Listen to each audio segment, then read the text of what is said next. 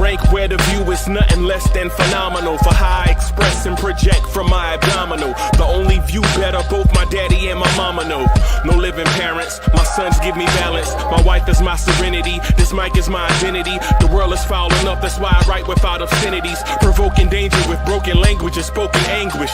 Begging to get hurt, why would you ask to go through changes? Yes, Lord, life's a chessboard, master the angles.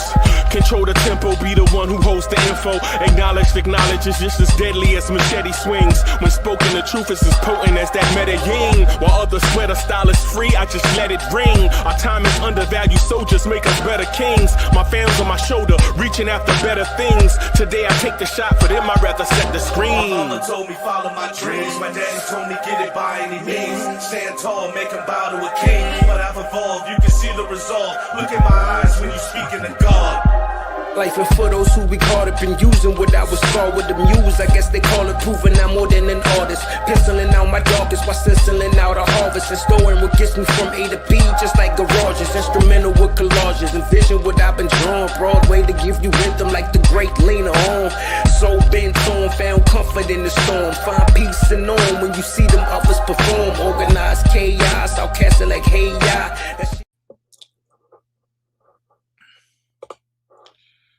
Yo, party people in the place to be. What's good? It's your #1 Chief Rock Knicks Universe, your main man, Uncle Freezy. And welcome to the premiere Knicks in the Nighttime joint, the Knicks at Night podcast. Salute to everyone watching us on X and on YouTube and other fine places. Man, salute to y'all. Thank y'all, man, for coming through, hanging out, man. Appreciate y'all, man. We have quite a lot to speak about, right? We have quite a lot to speak about, man. The Knicks beat the Toronto Raptors. The Raptors are not contenders. They legitimately, the Raptors are a team that was playing good basketball. Somehow they drug us into a fruit fight, and then the Knicks started playing basketball. That's basically what I have to say about the Raptors, right? The Raptors are not a serious, yeah. The Raptors are not a serious thing. Yeah, the Raptors, as I look at that Raptors team, they have a few good players. They had a few good players, and they players showed up some tonight. Scotty Barnes is a great player. Brandon Ingram is a great player. RJ, Quickly, Grady Dick, all them guys. I'm not for sure what they have, but I can tell you what they don't have. They don't have an A-lister, and you can't beat the Knicks without an A-lister. I'm sorry, right? They don't have an A-lister. The Knicks have A-listers.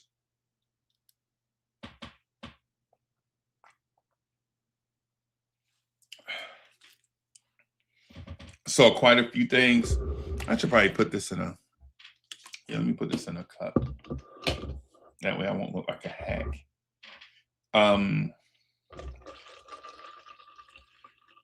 Tell you what I was impressed by tonight. I was impressed by the way guys played tonight, last night, however you view it. I was impressed by the way guys played.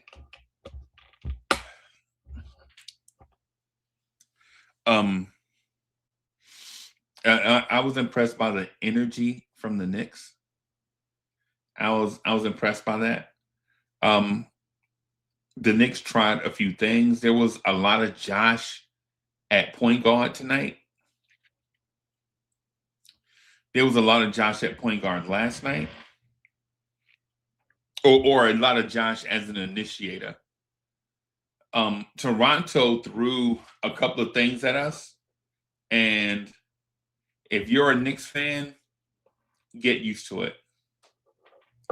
Jalen Brunson took 13 shots in 30 minutes. Get used to it, right? Get used to, unless the Knicks solve what Toronto did, you can get used to this Jalen Brunson and Karl-Anthony Towns not taking many shots thing, right? Toronto ran a trap up top to get the ball out of Brunson's hands. That created a situation where Josh Hart and others facilitated. I think Tyler Kolek had excuse me, I think Tyler Kolek had 10 assists in 20 minutes. So you can kind of get used to this being a thing until the Knicks figure out how to have that not be a thing. Basically, you saw it. Brunson gets the ball in his favorite spot. Two defenders crashed right away. Back Brunson up. He passes the ball to a guy who passes it to a guy who kicks it out to the corner. And that's how you beat the trap. That's how you beat the trap, right? But I think that's going to be a thing that we're going to face going forward. But in that, you saw how when guys can play free and just be their natural selves outside of being playmakers, you see how easily Mikal Bridges scored 30 points tonight. You saw how easily OG excuse me. You saw how easily OG Anunoby scored 26 points tonight. You saw how easily Josh Hart was able to score 22 points tonight. When the ball is out of Jalen Brunson's hands and the ball is hopping around, all the other guys have to do is catch it and shoot it, or catch it on a run and dunk it. Now, mind you, this is not the plan. This is not Mike Brown's offense. This is an adjustment made to a defensive look that you learn maybe in fifth grade.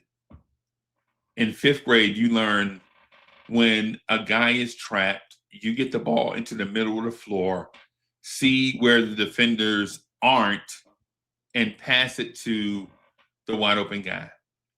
And Draymond Green made a Hall of Fame career out of it, as a matter of fact. Get to the middle of the floor and threaten the rim, the middle of the defense, and then pass it to where the defense is not. And the offensive player, if you're an offensive player, of course, you're gonna look to occupy space. So you're going to look to occupy space, and basically the Knicks saw that, capitalized on it, went on a run in the second half, and once they got momentum going, it was kind of hard to break the Knicks' scoring momentum. Didn't matter how many timeouts you called. Once you have three guys going, it's tough to stop. All right, it's tough to stop three guys once you get three guys all have it going. It was a great night by Cat. Cat had 8 points and 22 rebounds. He looked energetic. Cat looked energetic. It was a great night by Brunson. Jalen Brunson didn't get a lot of assists, but he did make the correct basketball play a number of times. So when you look in the box score and you see the box score and you think maybe Jalen Brunson had an off night, no, he didn't. He had a great night. He had a great night. He was just making the correct basketball play. And that doesn't always show up. That doesn't always show up in the box score.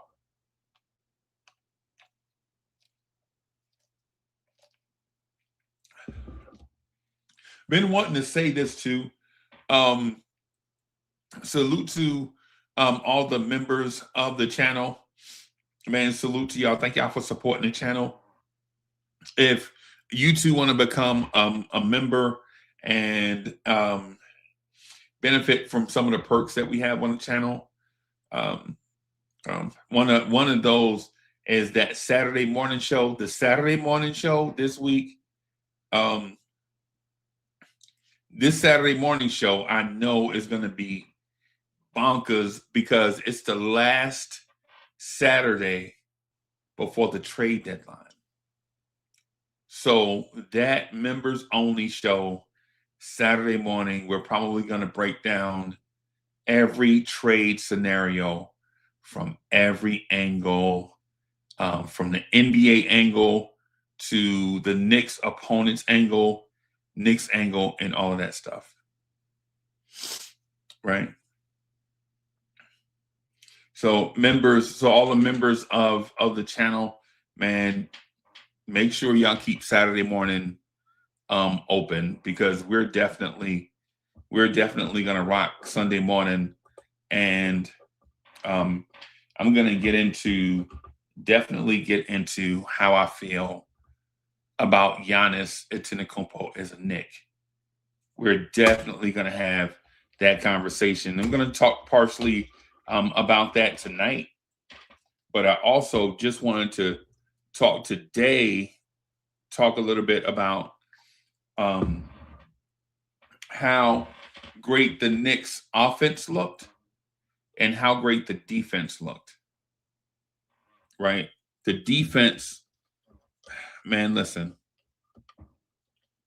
I spoke offense first because I felt like the offensive part, I feel like was the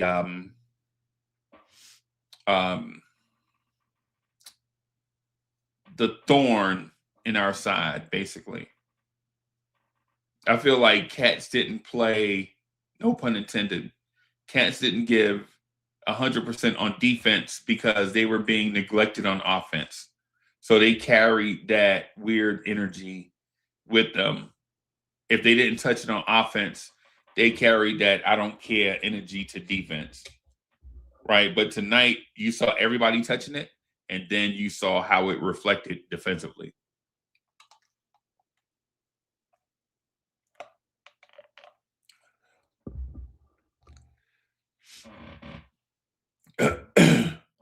I'm interested to see what a lot of you guys thought about how we defended the Toronto Raptors, right? I'm interested to see how you guys felt about that. But mind you, before you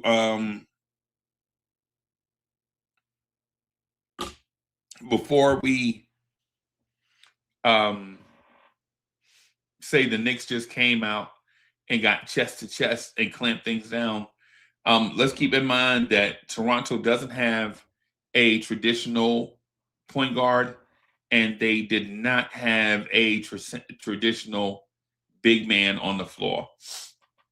And though their defense stymied us, our defense stymied them as well. Right? So we got out to a terrible start shooting the basketball. And then Toronto's young coach made a mistake by throwing a gimmicky defense at the Knicks, where the Knicks could kind of kick things into gear. And once he did that, didn't matter what defense he ran. It didn't matter. It just didn't matter.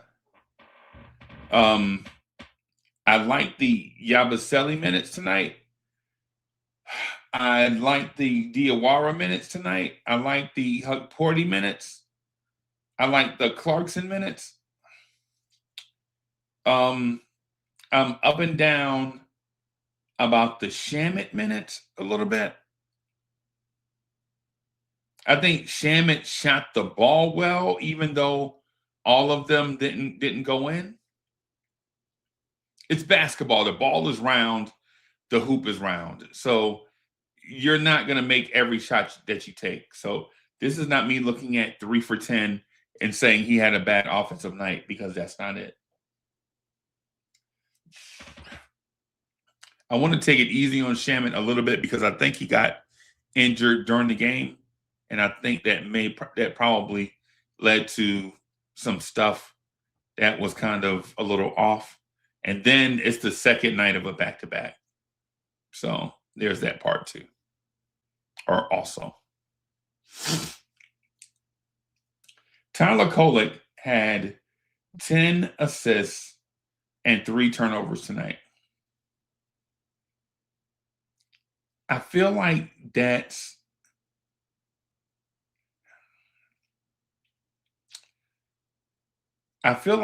Kolek and Jordan Clarkson's step in for Deuce was enlightening. Right? I think Clarkson and Kolek stepping in for Deuce tonight is enlightening, in a sense that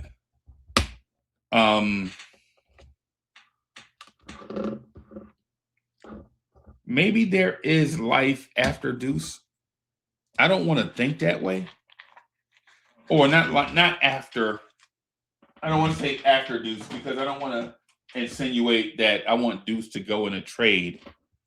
But what I'd like, though, is to think that if Deuce can't suit up, that we at least have adequate fill-ins for Deuce while he's out. That's what I'd like to think. I'd like to think that if Deuce is out for a game or two, maybe a week, maybe a month, however long he's out, I like to feel as if the guys that fill in for Deuce can absolutely come in and play. Now, here's the thing. I want to mention this to everybody. I want to get this on record. I want to get this on record as I transition to another topic.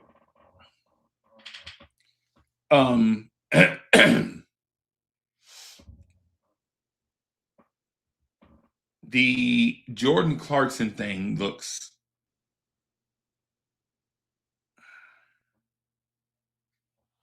well. Let me ask, how do y'all feel about Jordan Clarkson?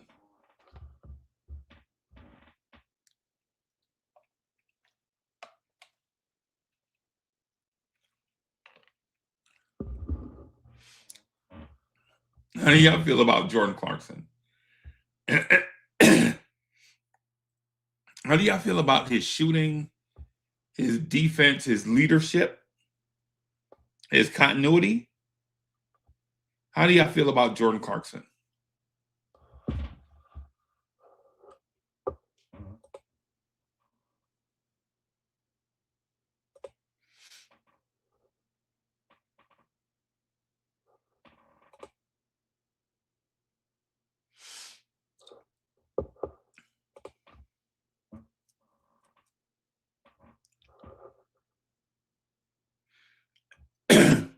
Kind of let you know how I feel about Clarkson a little bit.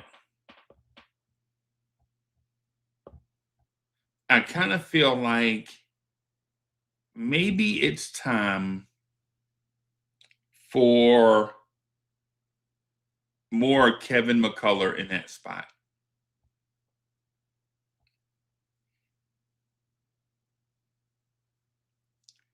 I kind of feel like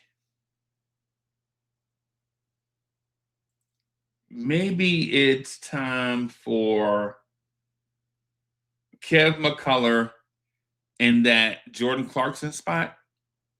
And I think it's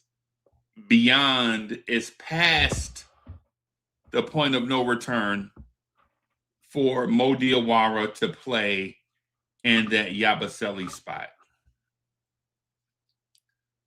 But here's the thing. both of these guys play positions that the aforementioned young guys don't play exactly, right? Because while Jordan Clarkson is a scoring guard off the bench with ball handling upside and playmaking potential, Kev McCullough in the NBA looks like a hard-nosed defensive guard that will defend the point of attack, create chaos, and on the offensive end is a opportunist. Kevin McCullough doesn't look like a shot creator, but if the opportunity is there for a dunk or a wide open three or maybe a slash to the rim, he gets a look, he's that. So he looks like a guard on defense and a wing player on offense is basically what I'm getting at. Right? That's what it looks like. Mo Diawara and Gershon Yabusele, and that's not a 1-for-1 swap. For one, though Mo Diawara is taller, more athletic, Mo Diawara can't guard big men.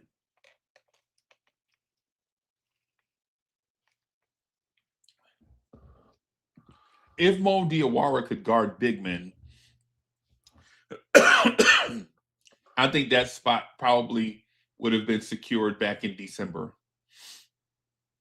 If Mo Diawara could guard bigs at least a little bit, if he could just guard people in general, if he could just guard at a average NBA level, I think he would have took Yabusele's job in December. But he's a rookie, right? And these veteran NBA scorers are crafty. And so when veteran NBA scorers see rookies on the floor, it's lunchtime, right? It's lunchtime. Man, it's lunchtime when these veteran NBA scorers see another veteran. So you can imagine what goes through their mind when they see a young player, a rookie.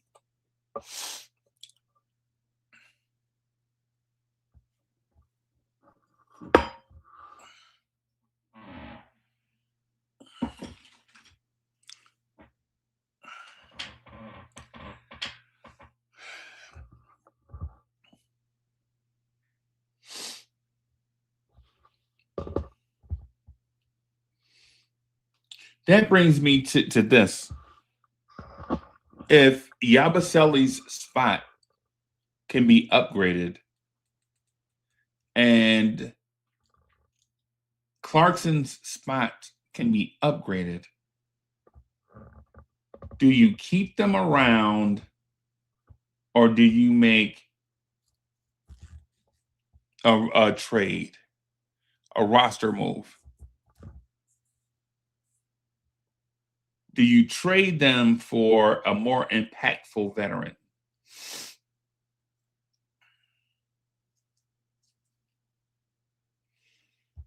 Well, this is the fun part.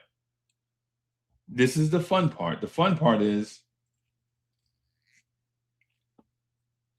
if you can upgrade Clarkson and Yabusele, if you could use that $8 million or so, whatever number it is, to upgrade the roster, what would you use that $8 million on? And I know immediately the immediate answer, most people say, I've been getting texts and phone calls all day, right? Let me move this right here. So, or try to move it. Let me try to move it right here.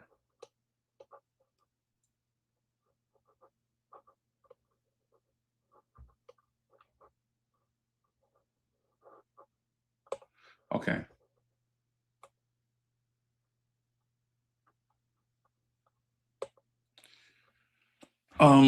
So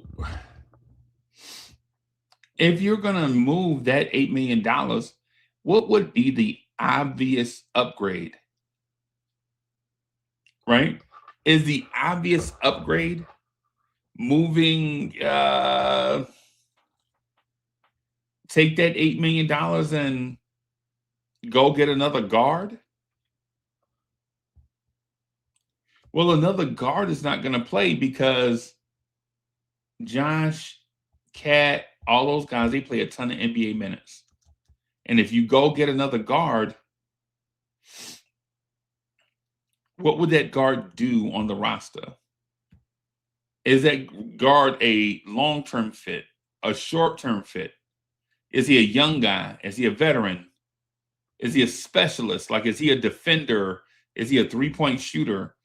Is he a floor general? Right? Like, what are you looking to go get? And I guess that depends on what you, the Knicks fan, and the Leon Rose's front office feel like is a position of need. But here's the thing.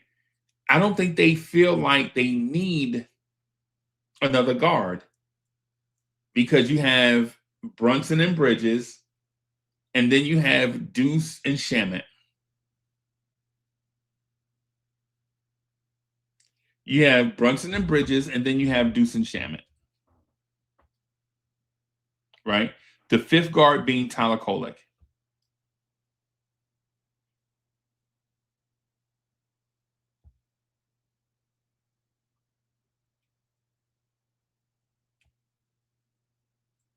So what do you go get? Do you look for a rental? Do you go get a rental guy like a veteran on a bad team that just wants to win? Do you search for that guy? Or do you go get some scoring punch? Do you package that guy and say a mid-teens level guy and go get Tyler Hero?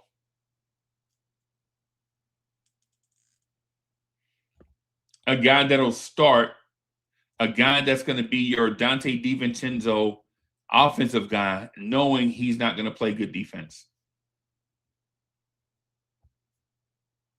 But he'll be your Dante DiVincenzo type of offensive weapon, though you know you're not going to be able to play good defense with him.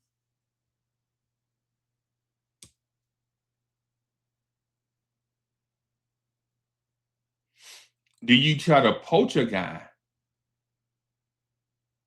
Do you try to poach a guy from another team? Do you try to say poach one of the guards from Indiana? Do you try to poach maybe Ben Shepherd in a down year? Like, hey man, let us give you Mo Diawara and Jordan Clarkson for Ben Shepherd. You try that for a combo guard that's mostly defense.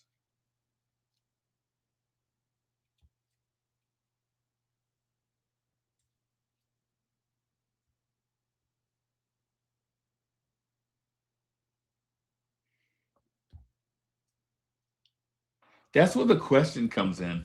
The question is if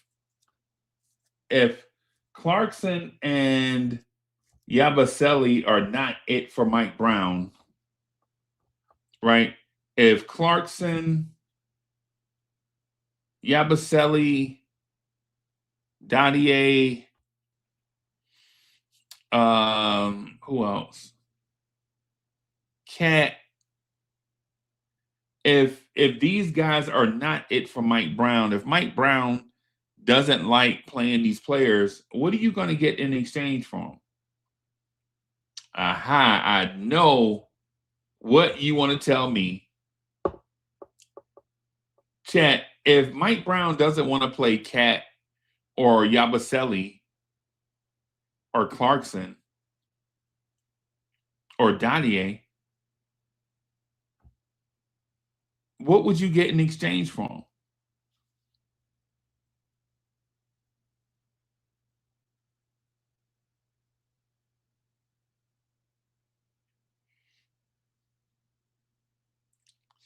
I know what you guys want me to say, and I am prepared to say it. I'll ask you guys this. I'm gonna ask this, and I'm gonna ask you guys this. It's gonna make me laugh because it's comedy, right? It's comedy for me, but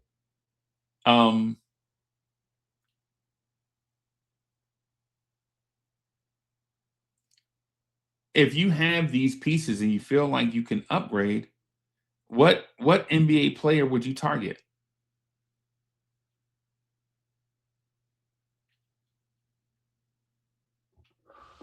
Somebody put it in the chat. Don't be afraid.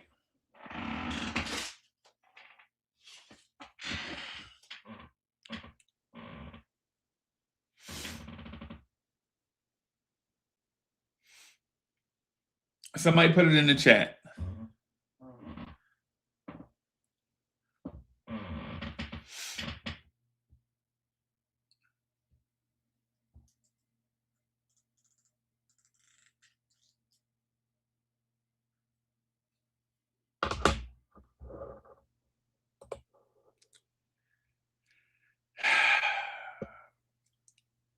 Justo, my man, one can only dream.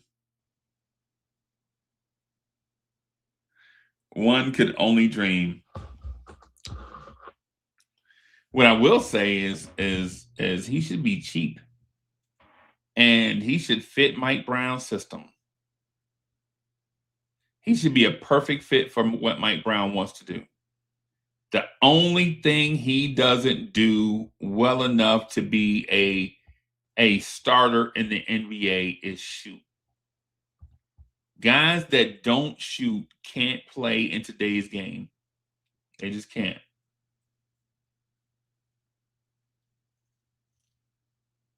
This is my guy, everybody. There was a draft. The Knicks had a draft a few years ago, and Jeremy Sohan and Tyree Eason and another guy, the other guy from Baylor, I forget his name, but Baylor had two guys and Auburn had a few guys. And I felt like they were the most athletic teams in college basketball. And I wanted the Knicks to get a couple of those guys.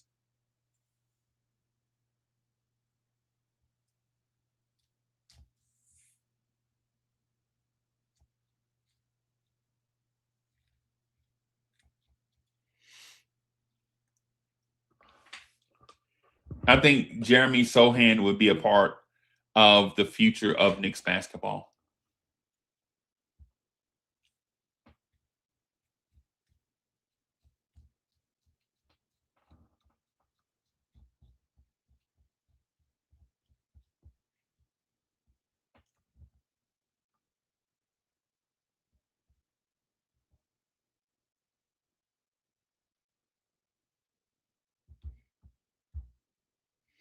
Ooh, great question.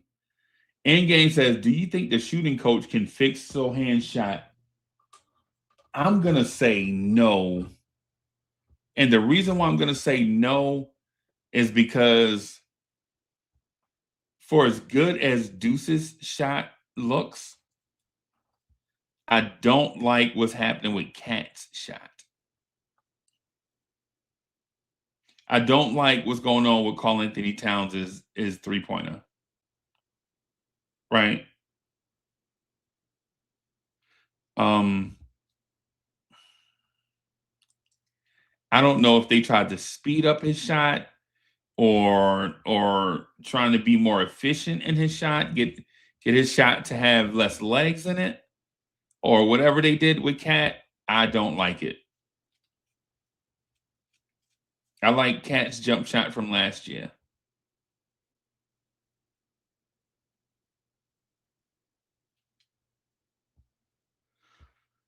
Ooh.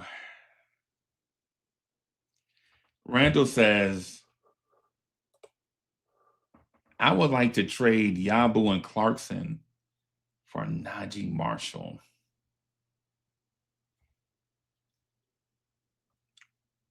Najee Marshall is my heartstring, bro. Y'all know that. Najee Marshall has been my heartstring since they had him buried on the bench in New Orleans.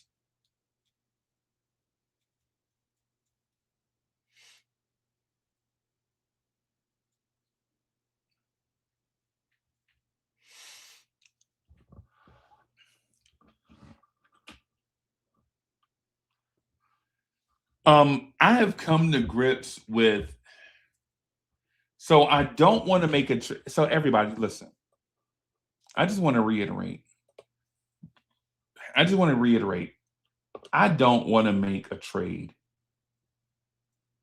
right?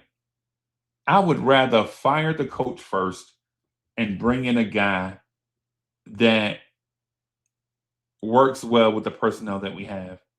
I don't want to constantly be in this perpetual death spiral of sweating somebody else's players and wishing we can do a trade. And then when we do a trade, be mad because the trade doesn't work.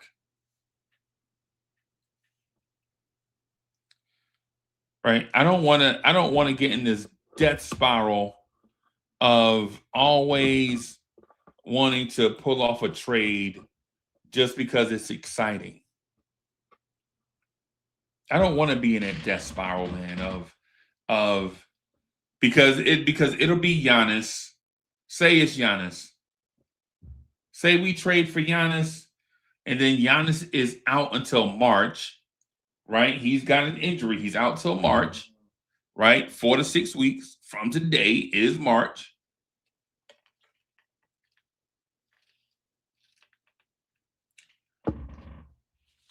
Say he comes back in March. The team looks crazy with Bobby Portis starting on the wing, right? The starters are going to look crazy. Like, say if they do pull off the Giannis trade, the starting lineup is going to look crazy with Huck Porty and Bobby Portis starting every other night because Mitch doesn't play back-to-backs. And now you're like, Trey Jemison is the backup center, and say either OG or Bridges is gone, right? Either OG directly to Milwaukee or Bridges, to Portland, something weird. And you have a backcourt of a 35-year-old Drew Holiday, Jalen Brunson, and some parts, and Giannis is out until March. And in the meantime, a lineup of Brunson, Drew Holiday, let's say OG, Bobby Portis, and Mitch have to hold it down until Giannis returns in March.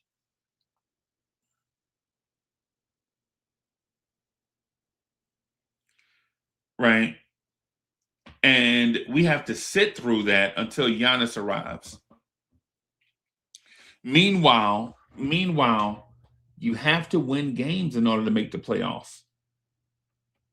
The Knicks are probably about 19 wins away from being in the playoffs, right? But we still have like half the season left.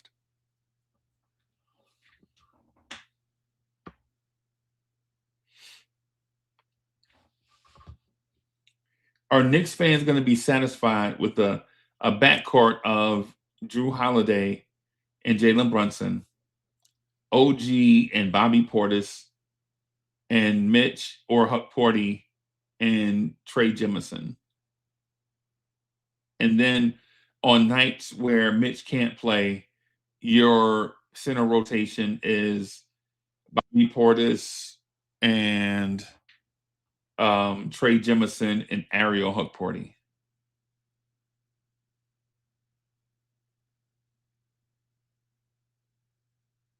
So what are you going to do then?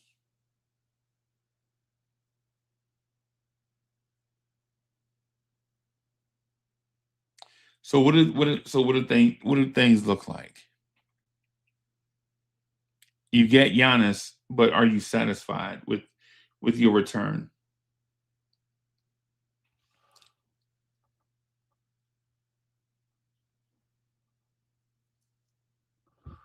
For Knicks fans, I would be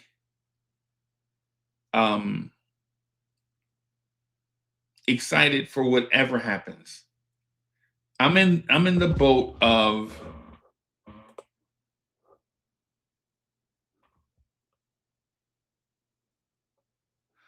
oh,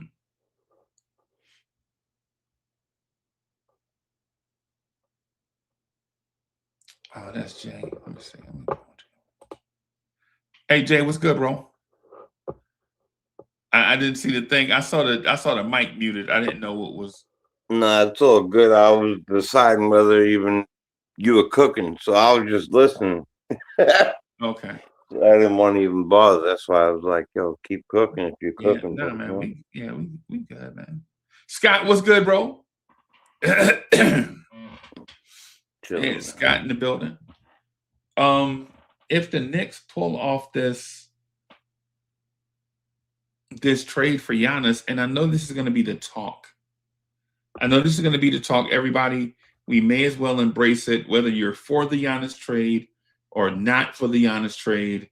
If you're just up for a trade of any type, if you feel like this team needs to revamp and start all over, let me remind you that the team that we beat tonight is a playoff team. They're a top seed in the East. And they were only missing one person. And we were missing Mitch. And in that matchup, if both of these guys are here, we dominate Toronto even more. Yep. And they were just above us. Yeah. Yeah. Yeah.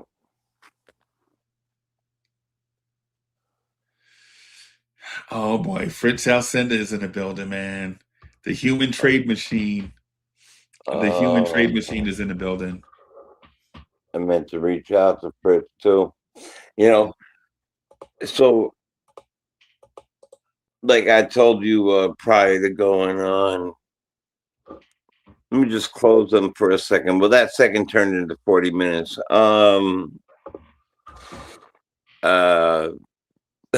Just, I guess my body said, my mind said yes, but my body. Anyway, yeah, man. You know what it is. I guess you're talking the inevitable or the possible. What are we? I don't think anyone knows. I don't think it's like a schoolyard fight, right? Like, yo, it's gonna be a showdown at 3:00. Nobody really knows what's gonna happen. You just know kids with a lot of energy are gonna show up and do something. That's what I feel like this trade deadline is gonna be, right? Because because here's the thing. Here's the thing. Milwaukee has to save face, for one, right? They have to save face, right? They feel like they have to get the biggest haul ever for Giannis because they have to save face. And I know people are arguing, no, man, Uncle Freeze, they don't have to say, I don't give a fuck. I don't care. You said it. You already said it. Because people will want to argue regardless what you say. You can say salt, they want to say pepper. Like Right. it's just right. But the fact is, if Milwaukee trades Giannis, right, their franchise value goes in the tank. Right. These are things that fans don't think about. Right. If Milwaukee trades Giannis for anyone that's not Giannis or better, their franchise value decreases. That's Right? even better said. The only way their franchise value doesn't decrease is if they trade for a Wemby type guy. Right? Yeah. Right. So the thing is if you're Milwaukee, you already have the Damian Lillard stretch provision on your books. Right? You stretch Damian Lillard, right? And now you're talking about trading Giannis and getting back pieces that don't equal the star of Giannis. And the thing about that is if you trade Giannis and you don't have a reason to attract fans, fans will stop coming. They might stop coming just from trading Giannis. I don't care who you get. That's what I mean. They're not gonna. The fans will, because it's not a playoff team, and it's not like they have a bunch of exciting young players in tow to keep you captivated about what the future looks like. This is an old roster thanks to Giannis. That's right. Right? That's an old roster thanks to Giannis wanting to keep his championship window open. Well, the championship window was closed, and now your head coach is Doc Rivers. That's not attractive. Also, not at all. Right? That's not attractive. Also, so if you're Milwaukee, you're gonna want some combination of exciting young talent, veteran all-star NBA player, bunch of draft picks. You want a haul that you can not only build in the future, but your fans who can't wait for the future, you want to entertain them and get their butts in seats, right? Because the franchise value is going to immediately tank. And where we learned that from is when LeBron left Cleveland. Yep. When LeBron James left the Cleveland Cavaliers, there was no reason for sports fans to ever utter the term Cleveland Cavaliers. You know why? Because before LeBron, there was no reason to utter the term Cleveland Cavaliers.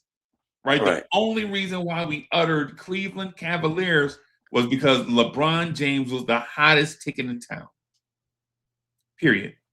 We sat through 6 different ugly Cavaliers jersey changes with burgundy and wine and cheese, blue and orange, gold and red, and black. And we sat through all of that stuff because LeBron was there. We had some ugly royal jerseys with the sleeves on them. Remember that? I'm about to say the trim with the royal blue and the sleeves. Come on. So if you're Milwaukee, right? So Jay, if you're Milwaukee ownership, you don't want to trade Giannis. You hate that you got here, right? Because you know your investment is going to take a hit once you make the trade. But how can you insulate yourself? How can you insulate yourself against the inevitable? Well, the inevitable. Fritz Alcindor is in the building. Salute. Hey, what's up? Hey, the inevitable is Giannis wants to go somewhere else. Things happen. No one stays in a certain city, in a certain place forever, unless you're Tim Duncan, Steph Curry. I won't say Kobe because it's because it's Los Angeles, right? But in small to medium markets, guys rarely get to stay in a small to medium market forever is a challenge. Well, you know what to add real quick to add to that? The fact of the matter is they don't stay because the two people you named created a dynasty and haven't stopped going to the playoffs even when they didn't win it that year in that little market. So you still, even with this man who you're not winning championships with at the moment, you're still filling the seats. You still have, you're literally talking about trading away. If Lou Alcindor was their best player ever, right? Because I guess I would have to say that would be the truth. Would you agree with that? Yeah. Then you're talking about trading away Joe DiMaggio. Yeah. Right, and I'm using those names to the Dodgers. To the Mets weren't there then, but yes, right. to a bigger market, to a somewhat a market comparable, bigger or something like that. Right, exactly. Somewhere where his face will be on your news, right, every day. Because if you trade him to like Charlotte or something like that, you might not see his face so much. But if you trade him somewhere where he has an opportunity to do something, which is what's happening, or what's supposedly, right, the talk, man, you are trading. Just pick any super mega superstar from any place ever. But I like the one I use. You know, you could even say Babe Ruth if you want, because that's their Babe Ruth now. Right, back then might have been then, Kareem, but now that's now who it is. It's their Hank Aaron. Right. I go even deeper for teams like that. That's their Jordan. Yeah. Yeah. You know what I mean? So, and prior to him coming there,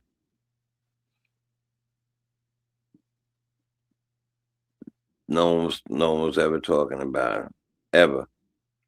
Whoever said, I mean, here and there, you had a couple of years. You had like Vin Baker, the Ray Allen Michael years, Redd, right? Michael Redd. Yeah. Mike Redd, though, like we're talking, even Mike Redd, as good as he was, right, is like Joe DiMaggio and I don't know, Gleyber Torres. Yeah. We're talking, this is not even close. And so even with Vin Baker, even with any of these people, you're talking about 7-foot, two-way player. No one's ever seen anything like it. Yeah. Family man. I'm not leaving here without my brothers. Right. Got his brothers on his team. Got everything he wanted. Yeah. But he might be in for a surprise too, though. Let me add one other thing I wanted to add. I don't know why There's a thought that I wanted to finish though, just real quick before we take the deep dive, because I think you're about to take a deep dive.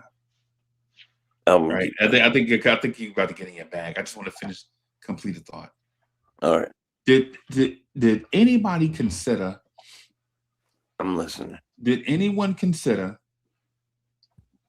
that NBA owners would not want to see the Knicks get a megastar in his prime in New York and increase the Knicks' overall franchise value?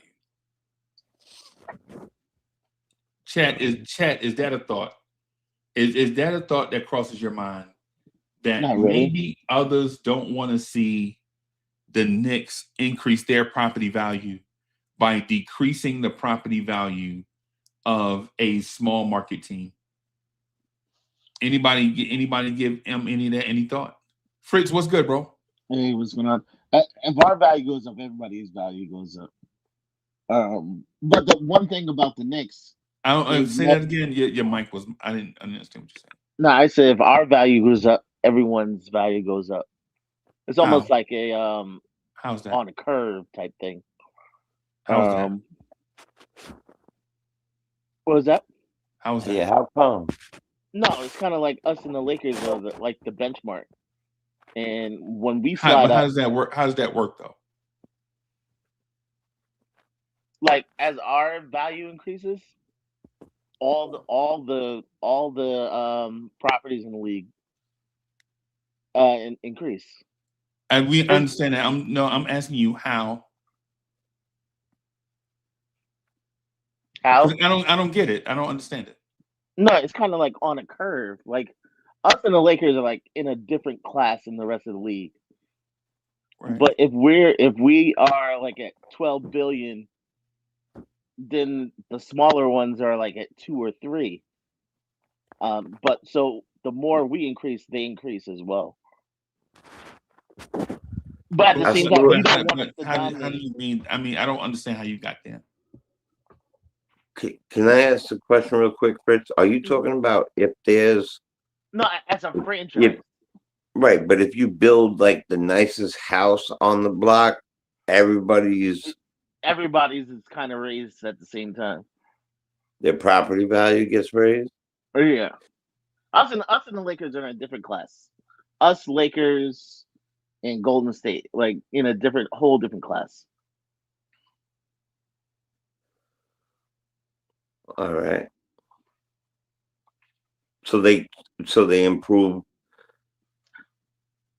Like no, if we increase in value, everybody else's does. But at the same time, you don't want the Knicks winning because then we'll get everything. Like the reason we were losing all the time, we didn't get the free agents. So now if we start winning and we start getting free agents, then we're gonna start dominating. They don't want that to happen. Like you can't have all the money and all the free agents. Like that's a trend they don't want to see. Us to start getting all the free agents. So then when the Lakers were doing that was bad for the league? No, it's great for the league. When the Lakers are good and Knicks are good, it's great for the league. Man, you got me. I won't lie to you. It's good for business, but like as a fan, you hated seeing LeBron go to 10 straight finals. As a fan. Yep. It's not entertaining. No.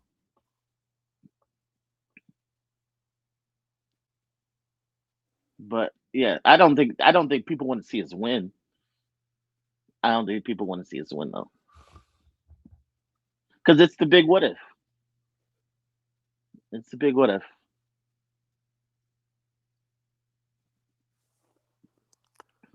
I mean, I do agree with you. Like when the Lakers were winning, it was boring. Like, doesn't it seem like the Lakers get everything? Yeah, Lakers but get that's what everything. I'm a little confused by why everything would go up because the Lakers do get all the free agents and because they they're a used to big win. city, big market, and they like perennially winning. So everybody wants to go there. Like Knicks, even though we're in a great city, nobody's really wanted to come here. So I think if the Knicks get on that roll, okay, the Knicks are kind of set up to be the next Lakers. Where hey, my rookie contract's up. You know what? I'm going to New York.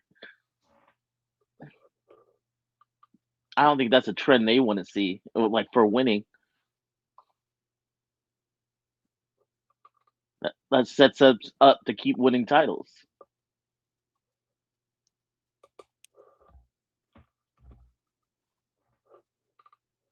Okay.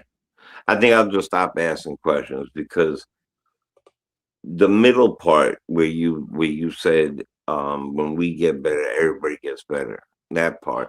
No, money Um, wise, like when our valuations are the okay, valuations money are wise. money Yeah. wise, like if the Knicks are worth 10 billion. Yeah. Um, it raises the price of everyone else. It's just like when Sterling messed up and Sterling sold the Clippers for 4 billion. Up until that point, the league teams are talking about we might close. Up until the part where until Sterling sold the Clippers for 4 billion, everybody realized, oh, ours are worth at least a billion, so we're no longer broke. I see that. I see what you're saying there.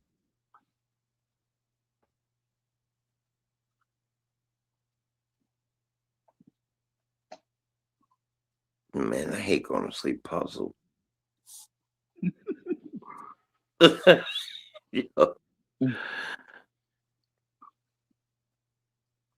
Yeah. Okay. Okay, I'm sorry. Go ahead. Sorry about that. I'm just very confused. No, what we hey, you were gonna get in your bag about Were you the done? players. Sure. You're talking about players, and you were gonna. Players, yeah. I mean,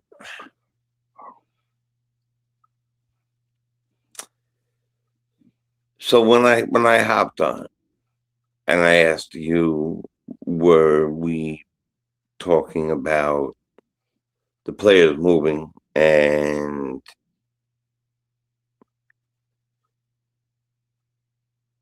we need to get ready, prepare ourselves sort of for like, and what I took it as sort of for the inevitable. It seems like it's going in that direction. Okay. And um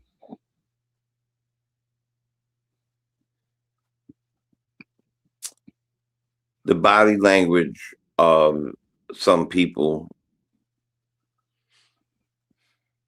now, what I get a kick out of is we're the same team that the sky was just falling last week, Okay. 2 weeks. No, we're a 4-game winning streak. Okay. And just because a man said, I want out, I wish I could do a good accent, but I can't. I'm not going to try. I want out and I want New York.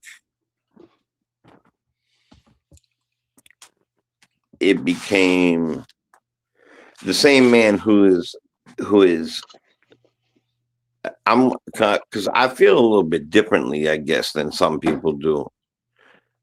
I have always admired the Greek Freak. I think that he is one type of talent. Like I said, what I compare him to, I compare like for me, he came into this league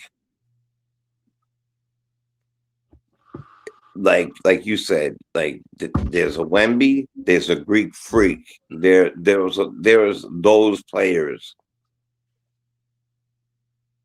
not right, and then that's super duper star, right? Super duper star, two-way players.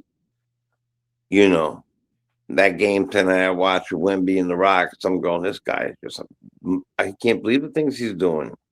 He's 8'20", and he just like crossed over somebody.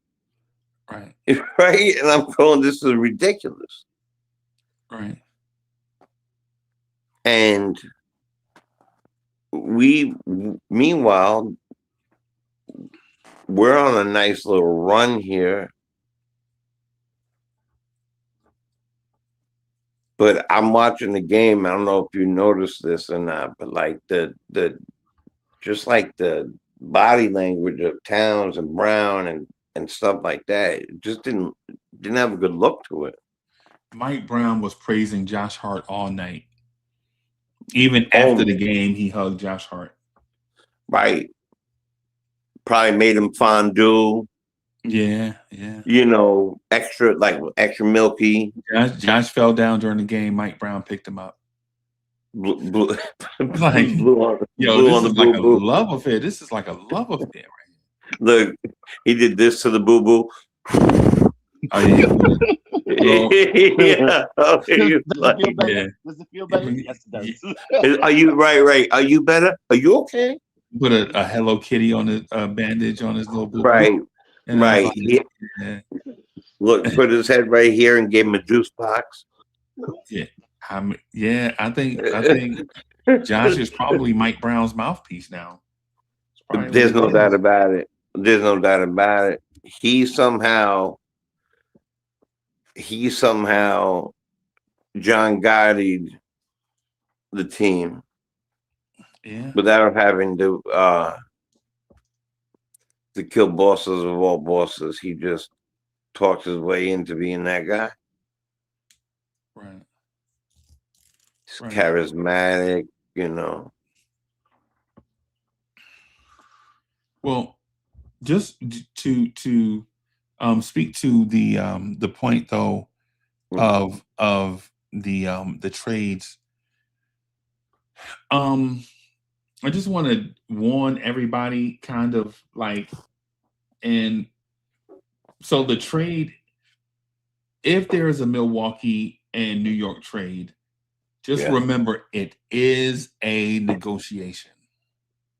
Oh, yeah. Milwaukee is not going to make a demand, and New York is not just going to pay it.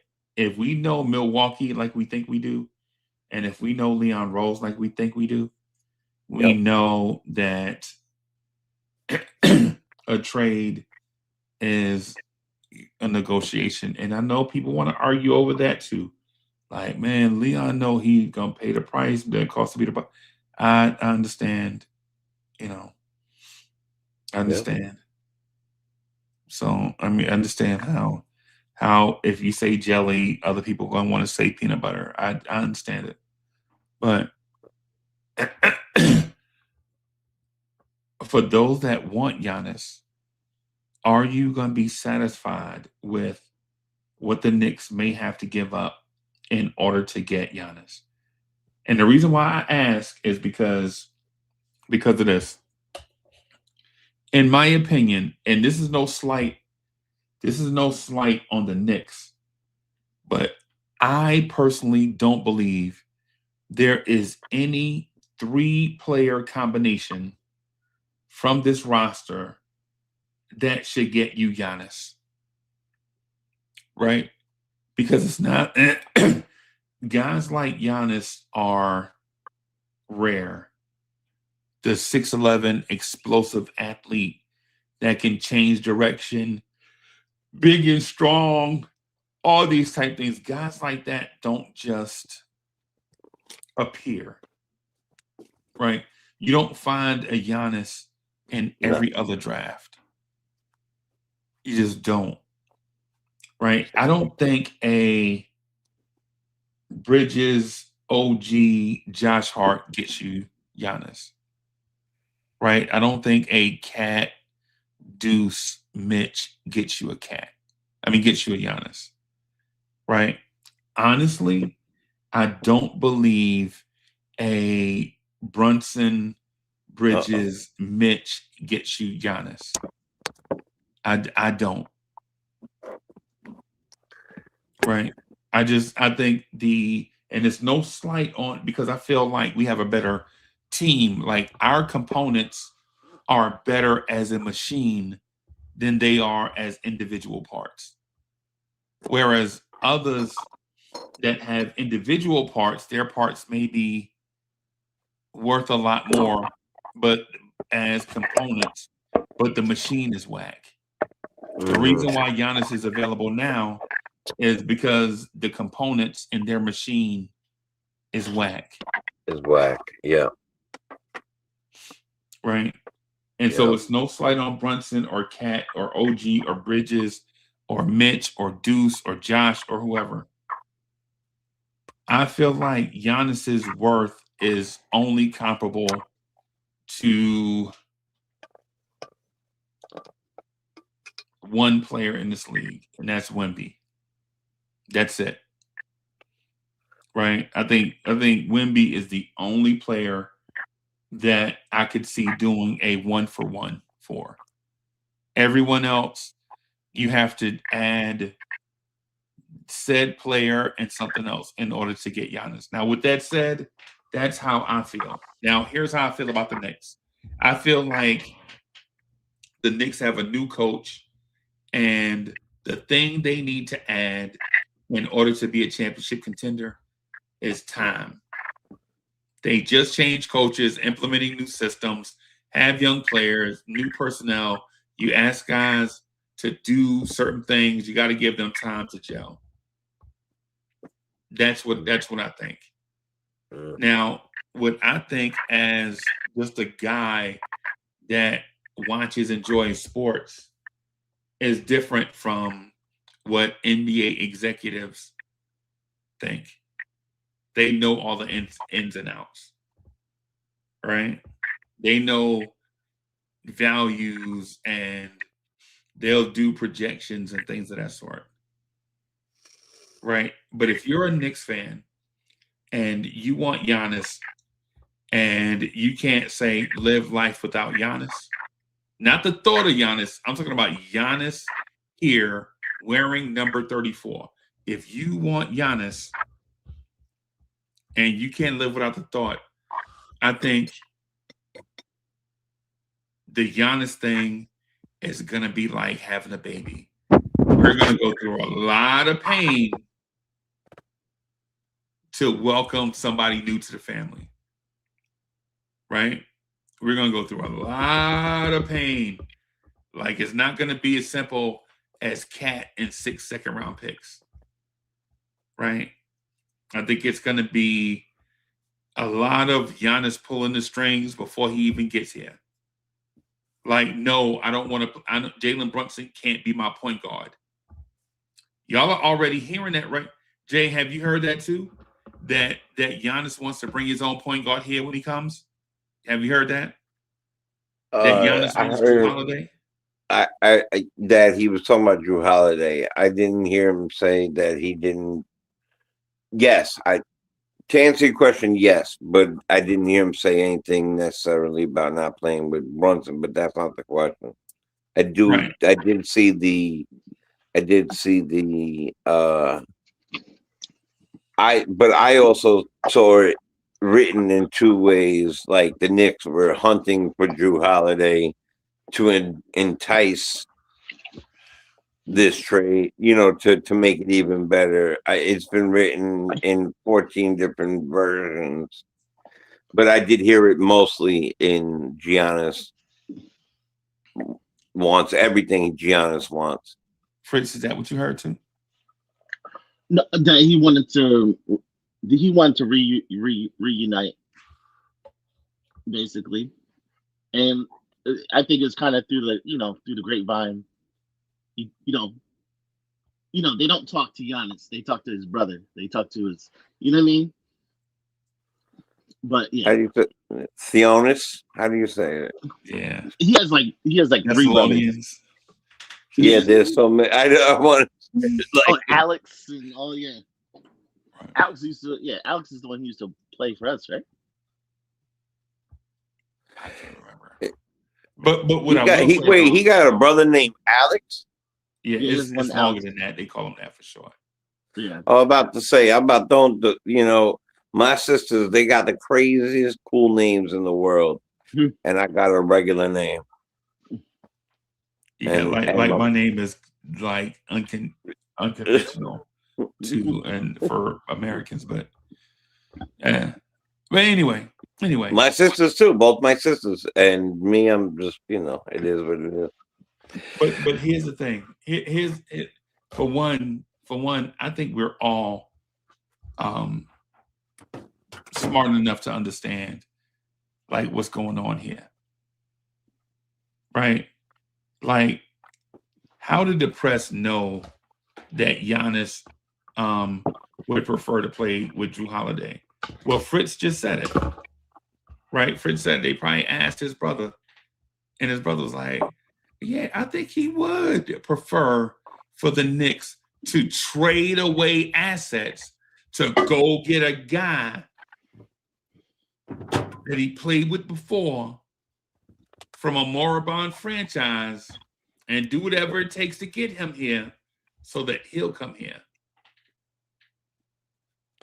Because before this Giannis stuff, y'all know good and well the Knicks ain't talking about trading for the Knicks ain't have no interest in no Drew Holiday. Yeah, not coming off no injury, Drew Holiday. Not getting old, Drew Holiday. We passed up when RJ Barrett was here. Fritz, you know good and well the Knicks are not legit. Think about what's happening. Age alone. Do y'all think the Knicks are gonna take 6 first-round picks and send it to Portland for Drew Holiday? Right? Now on the surface, you'd be like, hell, the Knicks don't even have 6 picks. That's the price they paid for Mikal Bridges. You think they would trade Mikal Bridges with all they paid in assets for him to not only break up the Nova boys, but to go get a point guard that you're not going to keep long term? Right? Knowing that Giannis may not be here long term. So you think the Knicks are legit going to trade for Drew Holiday? Now, they may do it because they may feel like we got to win now. And if we don't win now, then we'll rebuild again in 2 years, right? When Drew Holiday's contract comes off, when Giannis's contract comes off, we'll have $100 and something million, and we could just whatever. That may be their thinking, right? Mm-hmm. But you think Leon Rose has interest in Drew Holiday after what they paid for Bridges? No. Right. No. Clearly, we know that's a media-driven thing, but not by the media alone, but somebody leaking something to the media. Right? It's Giannis calling the shots behind the scenes. Right? If Giannis is saying, hey, go get my guy, that's a clear sign I don't want Jalen Brunson to be my point guard. Now, people can read it whatever they want to say, whatever it is, but in order for Giannis to say, I want to play with Drew, I don't care who the starting point guard is saying that he don't want to play with the current guy. He want to bring his own guy. Oh, yeah, he's already scarred from he didn't like when Dame was there. He hated that. Dame was kind of pushing back toward the end. Dame was kind of pushing back. Yeah. Yep. Yeah. And then if you're Jalen Brunson, think about this. You get Drew Holiday for these 2 years, and you get Giannis for these 2 years. How do you think Jalen Brunson is going to approach you with his contract extension? After you moved him to option 3.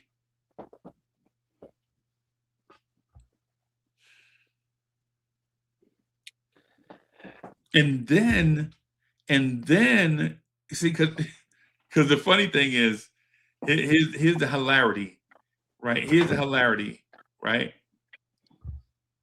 We'll be coming up, and I know it doesn't seem like it, but we'll be coming. Fritz, when does OG Anunoby become extension eligible? In 2 years, right? Like 2 years, yeah. Right, because he's got this year and another full year in order for him to have 2 years left on the deal he signed last year. Yeah.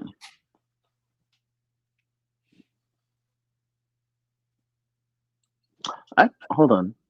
He might have like an opt out or something after next year or something. Oh, Where he could just. if he's got an opt out, that just makes everything even more dicey. I thought it was on us. We had a. Yeah, I have to check it out. Yeah. Generally, great players have the player option, and players that's trying to prove themselves have the team option. Yep. That would make more sense. Yeah. Yeah. Yeah, I could see him wanting to play with a Brunson Drew Holiday combo, no problem. And then, but for the man that took this franchise, this 6-foot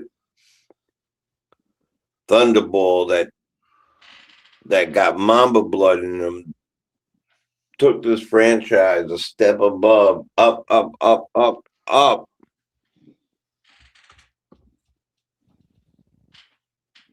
To be sitting on the outside of even Drew Holiday, He's second, third fiddle role.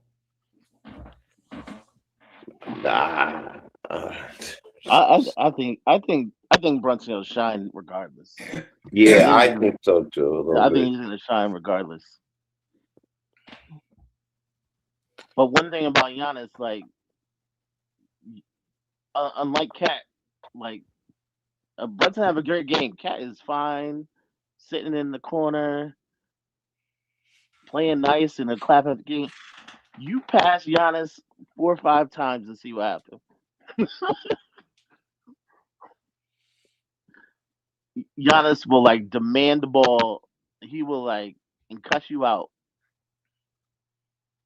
Cuss you out as soon as that time out. He'll come over and take it out of your hands while you're dribbling. Yep. Yeah. Yeah. And say something fresh in Greek. Yeah. Yeah.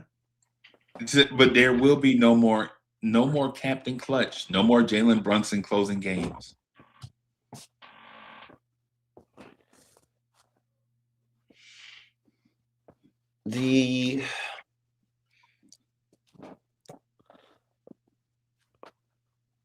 There is still a way in my brain that I see this being okay.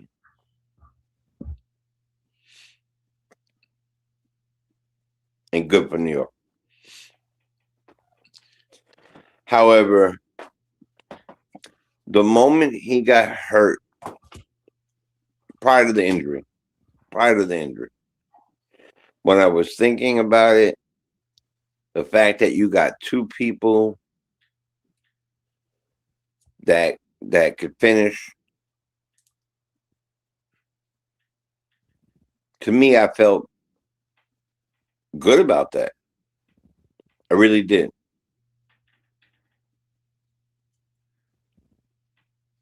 But now you're talking about when you said have the baby, right? That part, go, let's rewind the tape. Yeah. That's serious because now you're talking about, when you have kids already, and then you're about to have another kid, you sacrifice everything. And sometimes in basketball terms, that will be wins because you will no longer have the guy who's grabbing the lead in rebounds. Your second best player.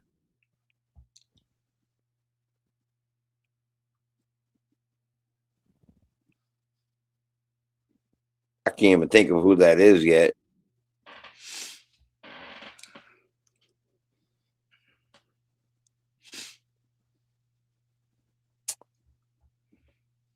But if they become cohesive, they could be a monster team with him.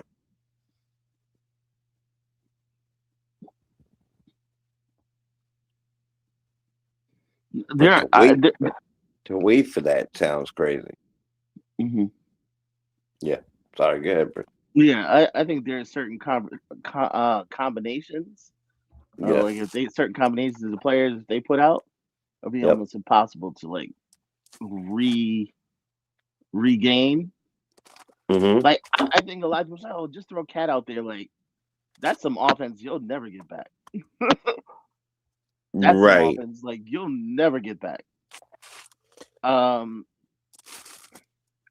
But then like some things with like OG, Yeah. will you ever get a wing like that again? Like you know what I mean? Right. I think there are certain combinations that I can live with, and there's a couple combinations that I really wouldn't want to see. I wouldn't want to see OG and Cat go out the door because I think at that point, like it's too much to make up. It's almost like giving up on winning. It's too much to give up. Like I think you're kind of punting on the year. Like if you did something that big, you're kind of punting on the year, and then say over the summer, Leon Rose and have a whole bunch of mercenaries come here, and who knows how that works out. So we go from a game out of first place a couple weeks ago. We get a little losing streak, and then all of a sudden we get rid of a couple. Probably our definitely our number 2, And the guy you possibly our traded number for 3. isn't going to be here for a month. He ain't going to step on the floor for at least a month. Probably 2 months. Yeah, at least 2, maybe even 2. And though, who knows? Maybe he'll get dressed the first day, right? Like because who knows? Because this whole thing is a bunch of who nanny. Like it's who knows? Like think about it. It makes me laugh. He got a 6-week injury. He comes over first night. Giannis is on the floor. Man, I would lose my Milwaukee, the whole city of Milwaukee would be on fire. I would be praying for Milwaukee that night. What do you mean he's in the lineup tonight? Yo, what do you mean he's not only is he starting, he has a new number. Right. Mean, like he's out here. Giannis is wearing number 4. What do you mean? Or he got a 60-point triple-double today. Yeah, man. Yep.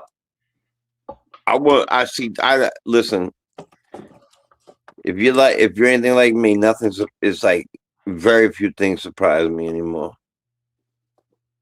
I'm gonna say I'll say this, y'all. Here's the thing, right?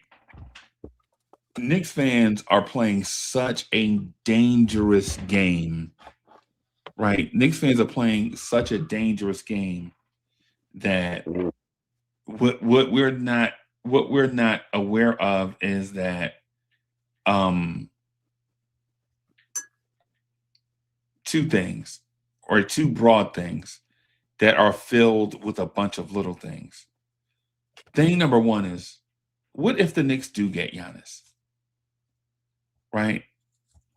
Is the fan base gonna legit think that Giannis is gonna acquiesce to Brunsonville? Right? As soon as Giannis gets here, It's no longer Brunsonville.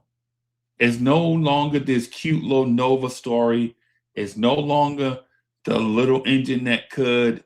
It's no longer the Catholic boys that couldn't go to Duke or North Carolina. They went to Villanova and won it their way. It's no longer that, right? It's no longer that. It's Giannis. Giannis is the biggest and freakiest of all wing athletes. His name is the Greek Freak. He's the biggest, freakiest of all athletes, right? He's going to be that. So the story about, oh, Jalen is just doing the best he can with the talent that he has. Hey, Giannis can jump over a hippopotamus, bro. Right? Giannis is going to do. Giannis he can jump over Jalen. Yeah, he can jump over Jalen. Right. Right. And not only is when guys like that come around, they don't enter a city by themselves, bro. They enter with an entourage. Mm-hmm. Jalen has an entourage. It's called the Brunson crime family. That's a thing. Y'all know who's in the. Y'all already know who's in the Brunson crime family. Like, we don't have to, you know what I'm saying? Right. Say, I didn't know Josh and Jalen were that tight. Really? Right? You didn't know Josh and Ryan Archie. You didn't know Josh and Ryan Archie Diacono were super tight. Right? Y'all didn't know Amari Spellman was the first Nova guy to come here and test the waters. Like, y'all didn't know that. Y'all didn't know that Dante, you know what I'm saying, was such and such. Right. Right. But when Giannis gets here, you know his brother's coming. There is no trade without his brother. That's already 2 roster spots. Somebody's getting cut off rip, right? Whether we like it or not. Now, the youngest brother, we don't know for sure. He's a fringe G League player with that'll get an NBA spot because of Giannis. But Leon may put his foot down. Leon may say, listen, the Nasus is not even an NBA player. You ain't bringing both of them. Right. I'm about to say none of them are. Nah, you know what I'm saying? So Leon be like, hey, man, no,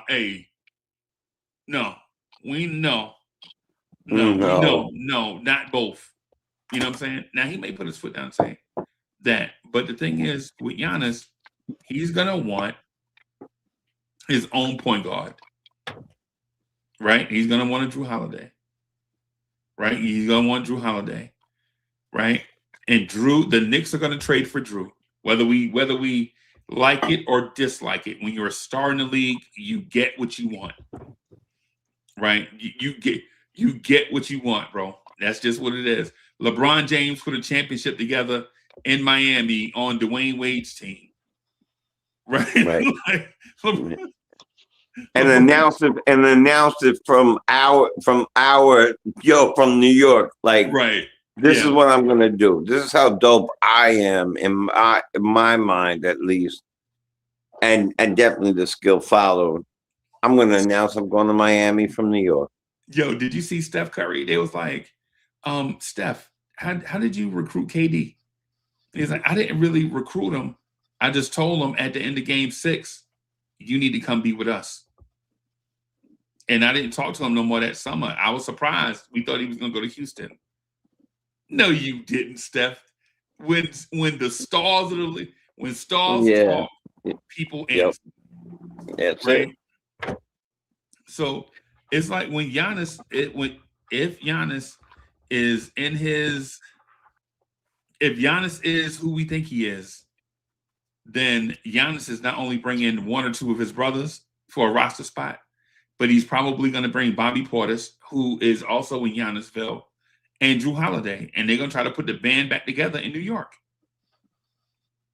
And Knicks fans are going to hate it because Cat, OG, and Bridges are all going to be gone, and it's going to be Brunson, Portis, and Giannis, and some fill-in players, whoever Giannis wants, and Drew Holiday. I'm sorry. We'll probably wind up doing Cat and OG for Giannis, and then Bridges for Drew Holiday. And Knicks fans are gonna hate it, but you'll have Giannis. I think. And Mike Brown to be double talking. Yeah, he does. Mike Brown be pushing up his glasses. Like look, the finger. I always feel like he's giving us the front of the finger. Like he almost sad now that he got the job. Yeah. He's just like, what the hell? Yeah. And all the calculator guys like Fritz Alcindor, they are gonna order a dessert because they'll be in Happyville. It's gonna be a lot of change. It's gonna be a change. It's gonna be some change. But I'm gonna tell you something. I don't think that, and this is not me speaking, because me personally, I don't want to see his brothers or I take Drew Holiday for like, a second round pick, right? Like that's where I feel he's at right now. Like, that's where I'd take him on the team right now for a second round pick on the bench. Get rid of Yabusele somehow, figure that out. You know what I'm saying? Like he makes more than he makes big money. He makes more than Mikal does right now. Yeah. Who does? Drew. Yeah. All right, but Fritz, let me 2K this for a second though. So if we could get him, but now that you said that, it's not even, we'd have to get rid of him.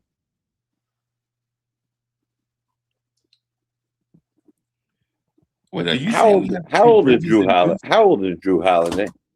Like 34. How old is Bridges? Like 26, 7? 26. 28, maybe? He was a little older than them, right? He was like Okay, let me see. No, he's a couple of years younger than Brunson. Younger? Because they were in this, they came out in the same draft, so I don't remember if Bridges came out as a sophomore, Brunson came out as a senior. He's 29. All right. So Brunson's a little younger. Okay, he's 29 years old. All right. So because they came out the same draft. Matter of fact, Bridges was right after our dumb pick.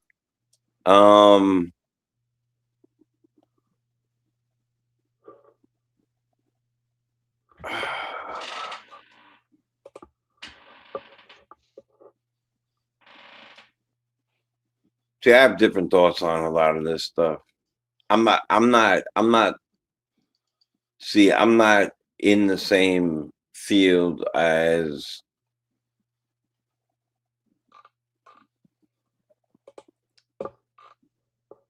you know what? I don't want to say anything yet. I want to think about it more. Because when I watch Cat play, I don't feel like he is in lockstep. Right? I just want to change it for 1 second, if you allow me. Just give me 1 minute, just try to get this thought out right. And I've never been the biggest Mikal Bridges fan. Oh my gosh. Yeah, I know. And remember when we got the tattoos of Mikal? I did that because you and I are cool. I don't know why I did it. Dang, man. Yeah. But I'm going to show you what kind of friend I am. And awful. Yeah. So I really listen, but being a fan and also being a Knicks fan and being a realist are different. Do I think? Yeah. Do I think that he made our team better? Yeah, he made our team better. Is he a good player? Sure. Is he the player that they made him out to be? No, I don't think so. Not at all. Because I think the moment that he wasn't a number one, or what we call it, and he forgot how to revert back to Phoenix and the position he played there, he gets lost sometimes. I keep waiting for this wing stop while I'm sitting in front of wings and things. So, but I wouldn't trade down to get him. If you did this a few years back when Drew Holiday first got to Boston, that's no question. Well, the thought is not just to trade for Drew Holiday. It's to get Right. the It's like picks from, Grant also, right? Or something like that. no, but to get the picks from Portland Trailblazers. to Oh, Milwaukee. right. Yes. And one of them happens to be the Milwaukee, the Two swaps. They got two swaps, and they had like an Orlando pick that they previously had, I think. right. And then that pick that they let go for Dame, right? Or whatever. It was like a number one pick or some whatever that they could get back.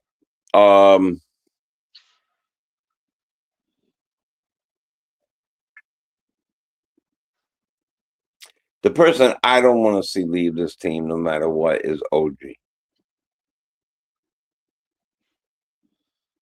At all. I don't want to see OG leave this team.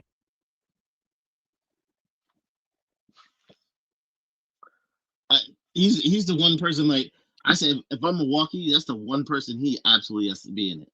Like if from Milwaukee, he's the one player. got to be in it. He has to be in it. Like he's the one player that they can put on their roster, and then next year they can trade him like it's no big deal. Like And you get first round picks back. Yeah, everybody else, like if Cat goes on a team, they start losing. Cat ain't gonna be worth nothing. Nothing. OG. But you mean in tradable NBA assets? Yeah, but what Cat gives you is a value in a different way. Cat gives you the guy that can score and put up huge numbers on a team. Numbers. That's not Right. So because you got to look at the Grant, because the Bucks don't want to be the Washington Wizards, right? You can tell. That's the reason why they're saying we want everything for Giannis. They got to cover all their bases. It can't be the fitted sheet theory. That's the reason why Giannis is still a Buck. Right.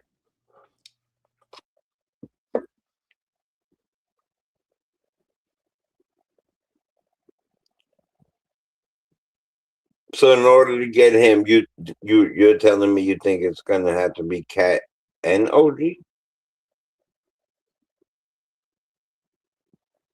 Or OG and other people? Plus the picks and things like that. Cat, OG, and Bridges are gone, bro. Cat, OG, and Bridges are gone. And maybe Deuce. That's the one that I think is a little that's too far. Even though, yeah, they want all that. I'm okay with them trading OG. I'm hoping it's OG, Bridges, and Deuce. I'm hoping like that's enough to get all of it done. OG, Bridges, and Deuce. Because I would like to see Milwaukee and Giannis together. But Milwaukee, they're gonna want Portland wants Bridges, though. That's the rumor, right? Yeah. So you can't not give Portland what they want. They're not just gonna give away the stuff, yo. No, I did say Bridges. No, he means I get what you mean now. You want to see OG Bridges and Deuce, you said, right? Those are the three people. Yeah, and like some kids going with it too. So, Right. so Fritz, let me just understand. Who are you sending to Milwaukee? OG, Deuce, like Pacome. Would you send Josh? Huh? Would you send Josh? If I had to. But I really don't want to trade Josh because I think Josh's value is the summer when he's expiring. And plays well with this guy. No, like Josh. No, he's talking about asset wise. Yeah. If I'm the Knicks, I don't want to give up Josh. Not because Josh is so great. Josh is expiring. He'll become an expiring contract. You have a few picks at your disposal. Okay, what I lost, I could probably get another piece. I could probably get another really, really good player to add to the roster. Hey Fritz, why wouldn't Milwaukee take that with the same theory? That's what Milwaukee wants because they can take Josh this summer and hey, I can flip trade Josh. him and OG and get separate first round picks for him, packages for him. Yeah, this summer they can clear the deck of all their bad contracts. Like that's, you know what I mean? I think they're going to try to make us take Kyle Kuzma, bro. I don't mind Kuzma. Like, and there's a lot of people. I'd take Kuzma any day. Kuzma is expiring after this summer. He's an expiring contract. You like, give me Kuzma. Don't give me. What's his name? Bobby Portis. Yeah, Bobby Portis is worth something. Like I'd take Bobby Portis. They look at Kuzma like he's something holding them back. I'll take Kuzma. Like I'm not paying for Bobby Portis. Right. You know what I mean? Right. If you give me Kuzma and I don't have to give up Cat, I'll take him. Crazy. Like Kuzma this summer becomes a $22 million expiring contract. I add a couple picks to that. I can go out and get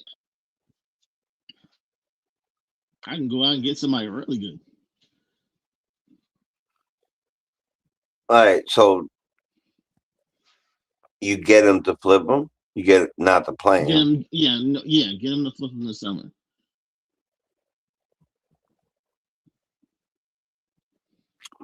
Who's taking? He has more value than Porter. No, Portis has more value. Like they're gonna make you pay for Portis. Like they're not gonna give you Portis for free. Like they're gonna be, give me Josh for Portis. Nah, I can give you. I want to pay for it. I'll take the negative asset if you take a little less from me. If you take somebody less important on the roster. Right. And just so you could clarify for the chat really quick, please, if you don't mind. Let them know, because I think I understand what you're saying, is that when you mention all these people's names, you're good with letting them go. Not all these people are going to Milwaukee. No, these are one person going to go get the picks and whatever from. Yeah, that's Mikel. I'll let you tell it, but I think if I'm right, that's what you're saying. Okay, you're gonna have to trade Mikel to get Drew in all the picks. Okay. Mm-hmm. But then you have to worry about Cat. And if Cat alone is 54 million. So like OG is like 40 of that. Mm-hmm. You can add Mitch to it. If you don't intend to extend Mitch this summer, this is when you get rid of him. Like if you're not going to be extending him, you get rid of Mitch here. If you're going to extend Mitch, okay, you keep him. But if you're not going to extend him, well, why are we keeping him?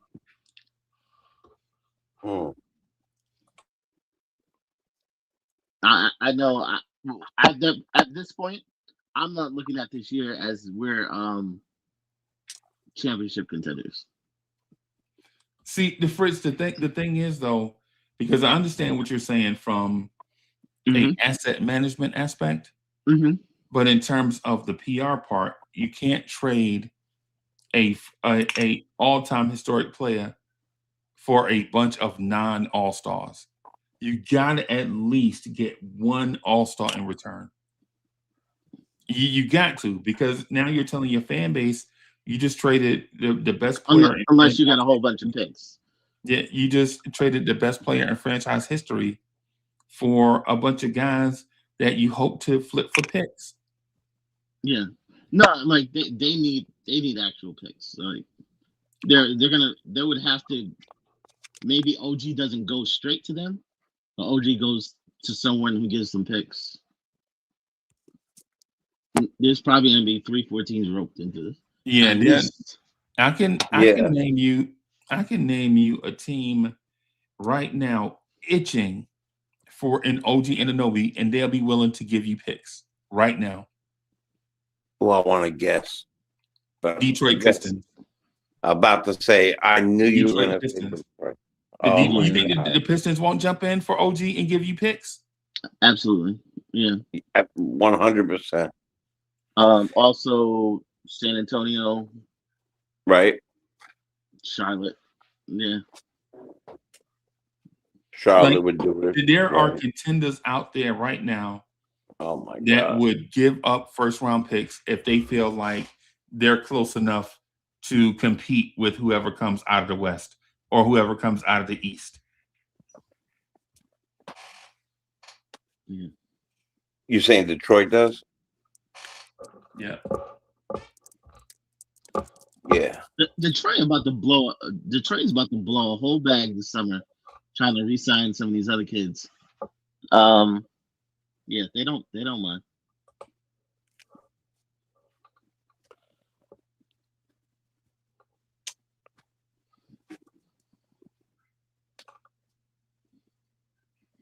They're gonna be able to do it first. Sign them, everybody. I mean, they wanted to that bad, but they're searching. Like they're looking to do something this deadline. Like they're not sitting because they're number one in the East. They looking. Right. They looking for another piece. Like what's his name? Who's the power forward on the team? Makes like $26 million. It's about to expire. They want more than that. What, Harris? Wait, on Pistons. You talking about B still? No, is it Harris? Tobias Harris. Tobias Harris. Yeah, so it's a Harris. Yeah, they're dangling him around. Yeah. You know, and some other stuff because they want to upgrade. Right. I mean, he's having a good year, but he's not going to continue. He's not a keeper. He's not a keeper. No, he's not a keeper. No. You see how vastly different this team will look with Giannis? Yeah. I mean, Leon he has to have some like projects in his pocket. He has to have some projects in his pocket. The way he's about to leave this roster. Yeah. Right. And Milwaukee is completely ready to start over, obviously. They're not ready, but they're being forced to be ready. Yeah. I think they were hoping to wait till the summer. But it's not even worth it. if the way Giannis is moving, Giannis is like, oh, he might just sit the rest of the year. You know what I mean? At that point, like, Yeah. why are we doing this? And if okay, so you have 10 days to the deadline, and Giannis looks like he's gonna sit for the rest of the year. You just signed 6 guys this summer who signed up to make a championship run. Whose office you think they go into? If Giannis is about to sit the rest of the year, like, get me out of here. Yeah.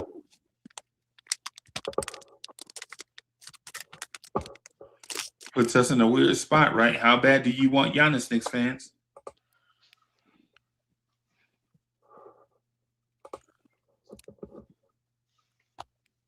See, I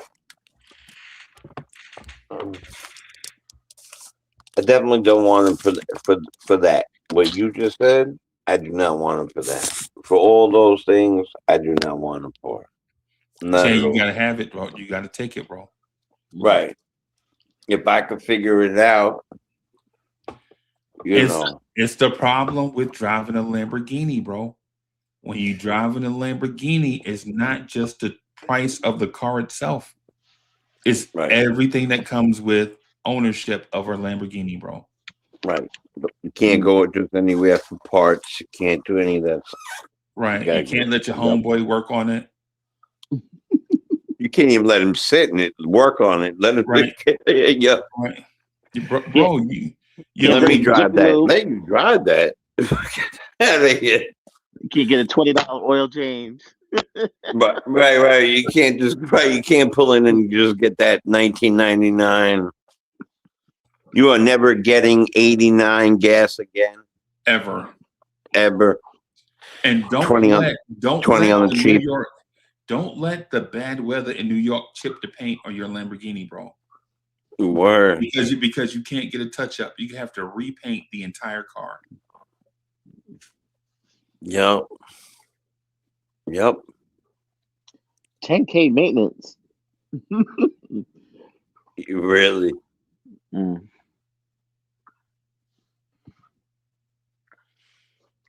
That's where we are. And see, the thing is, this whole thing started with Giannis wanting to be in New York. Remember? Yep, that's how it is. And now all these teams are jumping in, but they're not New York. Golden State is offering a guy with a torn ACL and a lottery bust that's on their bench. And 7 picks. They're offering 7 picks as well? No, they're offering like their whole draft. They're offering like they have 4 available. So 4 first and like 3 swaps. Yeah. And probably as many second-round picks as it takes. They're basically, you can have it all. Yeah. But you're gonna take this broken player. Yeah. And maybe one of these young kids. You can have all these picks. Yeah. That's why it comes down to how bad do Knicks fans want Giannis? That's crazy. So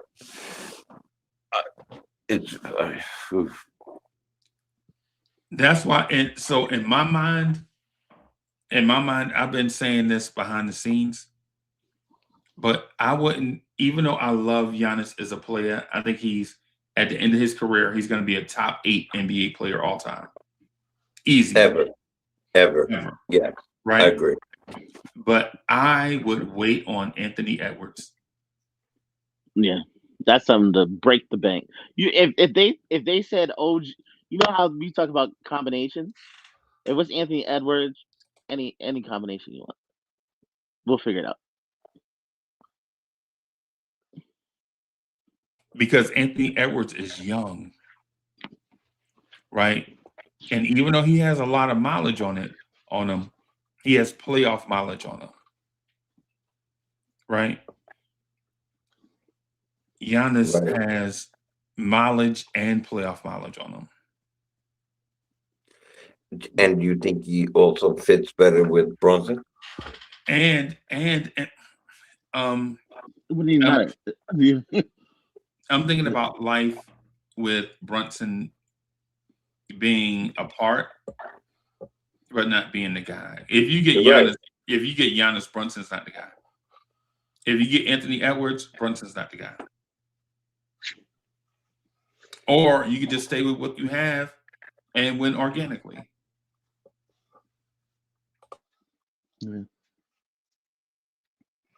Anthony Edwards, huh? Yeah. That's why and Fritz, we knew all this stuff even before this Giannis stuff got heated, before it started getting warm. Remember when it was just a pipe dream?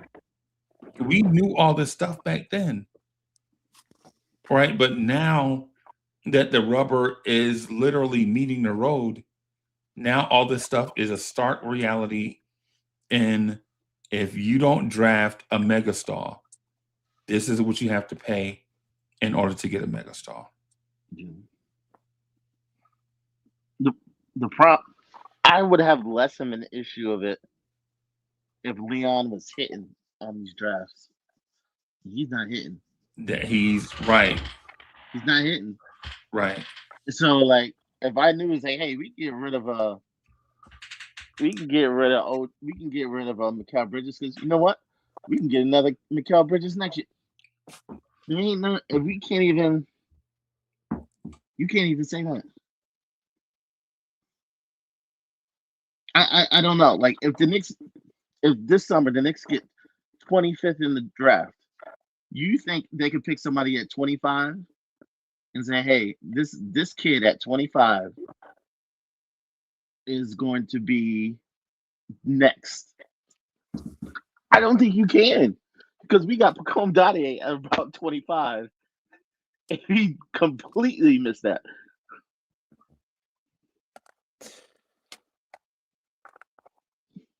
Yeah. We didn't completely miss. Giannis was a project when we first got him also, and when the Bucks got him. Yeah, he was. Yeah, I know, but I think if the Knicks are just like, if you knew they were going to hit, like you knew they were going to hit in the draft, there's certain teams like they always hit. Like San Antonio, they always hit. Right. They have a system that builds it up. Yeah, no doubt. Because for all we know, this kid Mo Diawara may be a megastar. He may be. We don't know. Right? The parts of it, he's 6'8", 6'9", very mobile, not afraid. Yeah, unafraid. I'm about to say that. Yeah. Yeah. Yeah. We probably won't get a chance to see it here.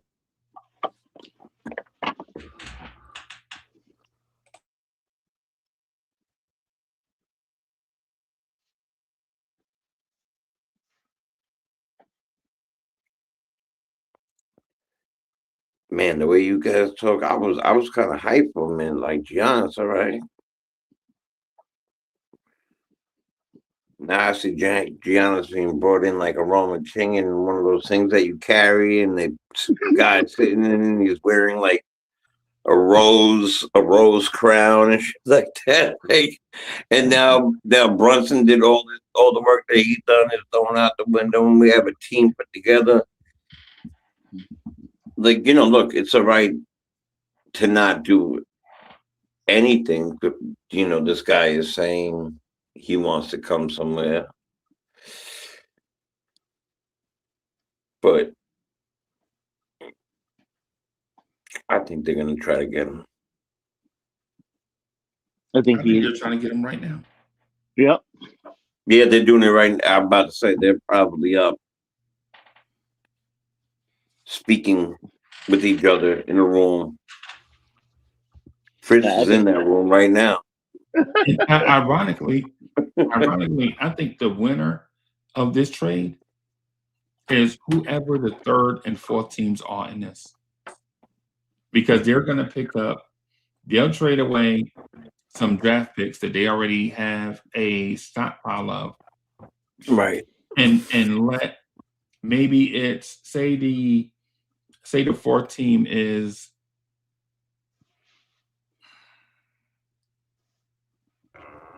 Charlotte. Mhm. Charlotte can jump in and grab Pakam Dadier and Mo Diawara and let them play every night. Alongside those other kids that are beasting, they would really do well. Yep, and they'll be just like a salary filler in this trade, just to make the numbers work. And then before you know it, we're like, who is this dude, Miles Bridges? Or who is this dude, such and so, whoever it is? Like how we do now. Like legit, that's how these things. But Jay, to your point though, about the step up and building towards a championship, bro, teams do it. Championship teams do it all the time. Remember this. Oklahoma City did not win a championship with Paul George. They won a championship with what they got from the Clippers for Paul George. That's right. No doubt.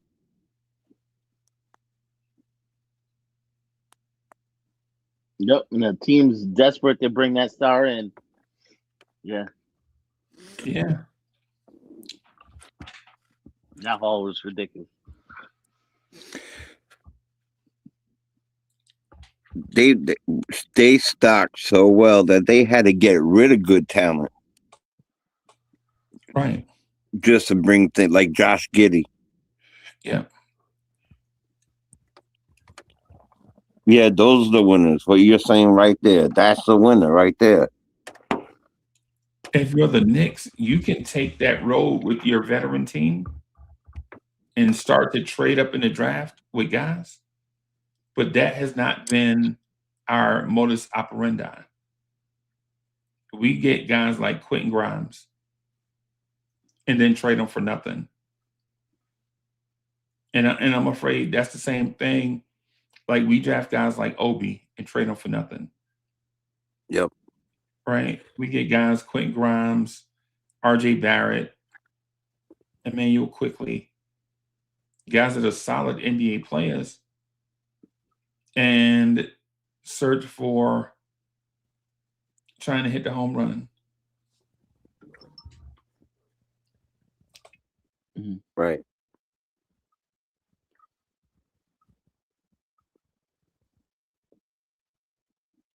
That's why I like what our other team did this year by not going to get those home runs and not spending $50 million on a person. That's right. Pull that mom. Let's go. Yeah.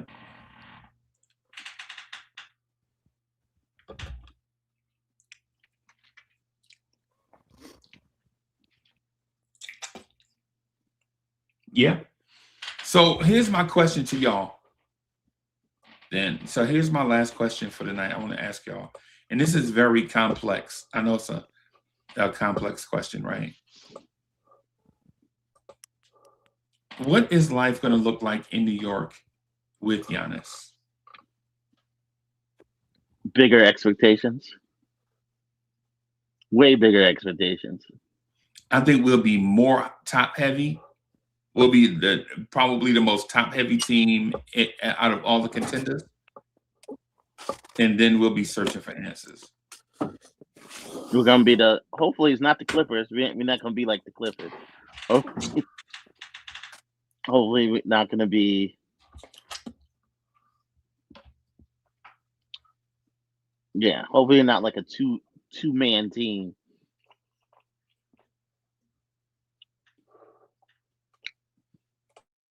I would like to see like talent all around, but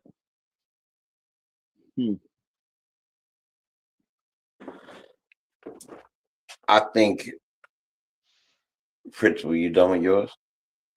No, you go ahead. I think the immediate reaction will be a frenzy. Yo, we got Giannis, we got the Greek, blah, blah, blah. He's on the side of like 27 buildings, all this stuff. Yeah. That next year if it happened, we're gonna get the Bron treatment. You know how Bron was on TV every game, like Yeah. on TV all the time, high expectations. You're on ESPN all the time. But if we come out the gate and we ain't the top team in the East, oh, it's gonna be miserable.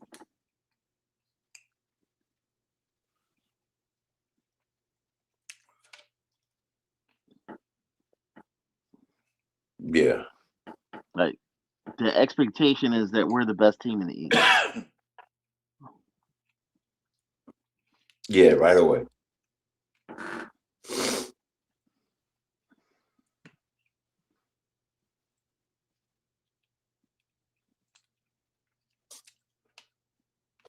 But the expectations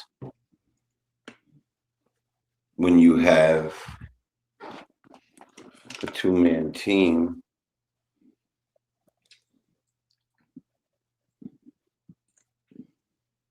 we could throw in a couple other people who would do well, but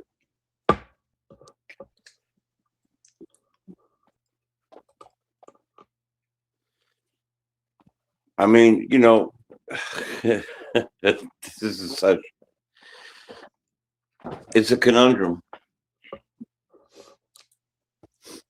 for me personally.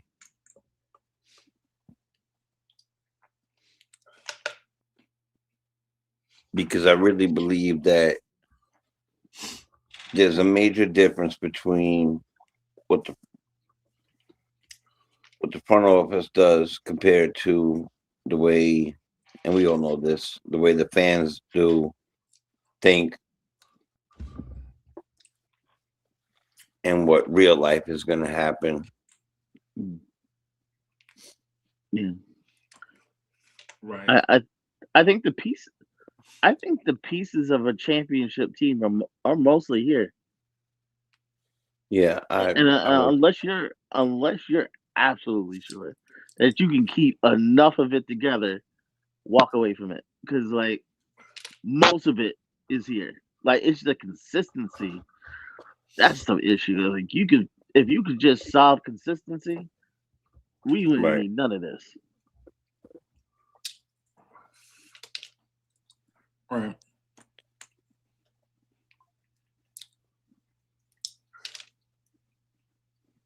So like if it comes down to it, like Milwaukee wants so much of it that this team is unrecognizable, don't do it.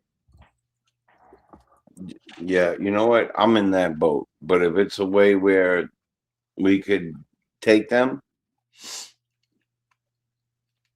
because I do agree with what Uncle Freezy said about Milwaukee is going to want everything Yep. to save face. I think Leon knows where that line is because when Cleveland tried to get us, Cleveland kept upping the price. There's a line where you just gotta walk away. It's like, yo, it ain't worth it. Right.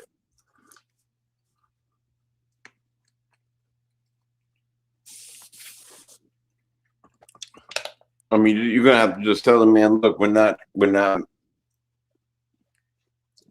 not getting Drew Holiday. Sorry. You still want to come? The thing I'm nervous about, though, Jay, Talk is to me. this.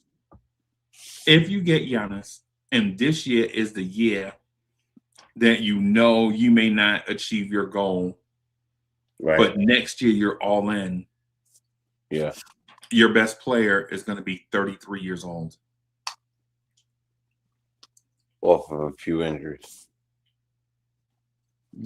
Yep.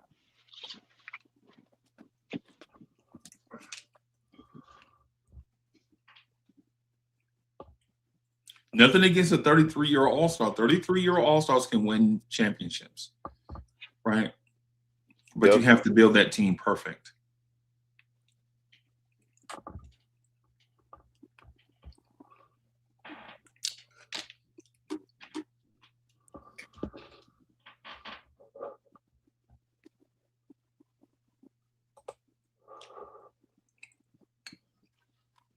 How you feel about that? Oh, I've got so many different thoughts going in my head. They're like yelling at each other. You know what I mean? Like one is we know what the man is capable of doing, 33 or not, right? The capabilities of who we're talking about is astronomical. Right? You could literally take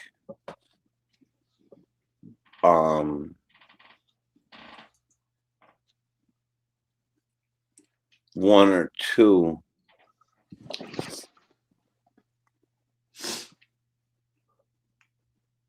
players off that starting unit, put them in there, figure out something else. His capabilities alongside Brunson's and others, astronomical capabilities.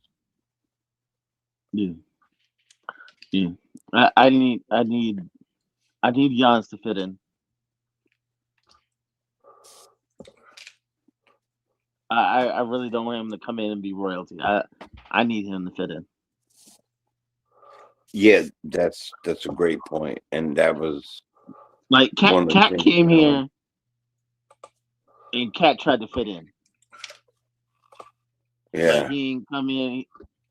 Like he ain't flash his his accomplishments. It's JV's team. I still want it to be JV's team. I know Giannis is probably more accomplished, but I still want it to be JV's team. It ain't happening, bro. I don't think Giannis has accomplished enough. He has a championship. He hasn't accomplished enough to be just like he's not. Fritz, you bugging, bro. Yo, I don't want him coming through like he's Kawhi. Fritz, I'm trying to stop you from saying something wild, bro. I don't want him to come in like he's Kawhi. That's what I don't want. Bro, he's a bigger star than Kawhi.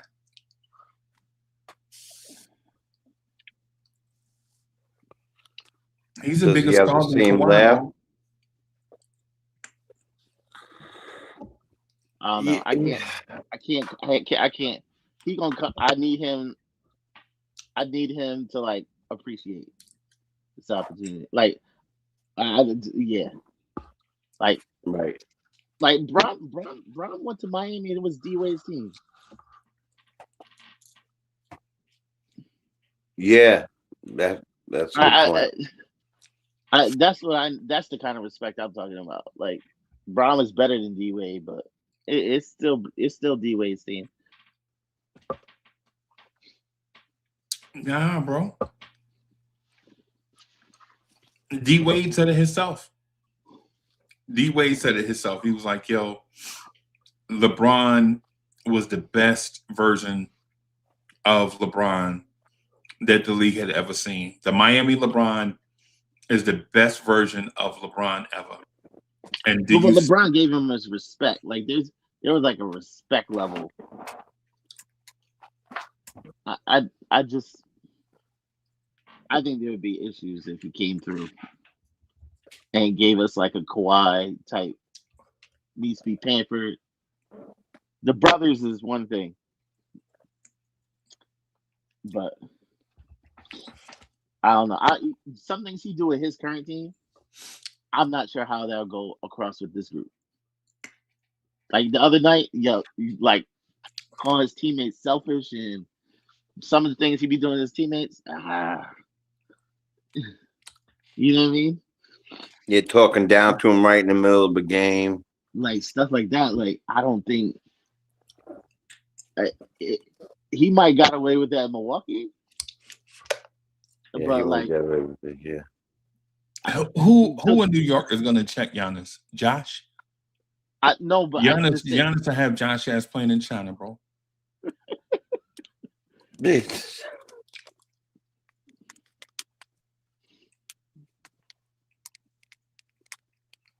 I don't know. It's something. I mean, it may be one of the best things ever, but I need him to come in a little bit humble. I need him to come in a little bit humble. It don't matter, bro. It don't matter what start. You can get SGA. You can get SGA, Luka, Giannis, Wemby, Jokic. Whoever comes here, bro, it's gonna be their team. Anthony Edwards. It don't matter who you get. And when they get here, it's no longer the Brunson crime family, bro. Giannis is telling you right now that this Brunsonville, the Brunson crime family, no longer, bro. Brunson is going to get here and gentrify the Knicks. Alex is going to be having. It's going to be Giannisville, bro. Yeah. Oh man.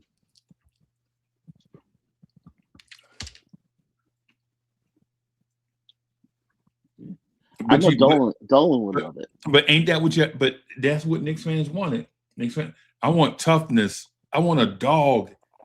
That's what you're getting. Yep, you sure are.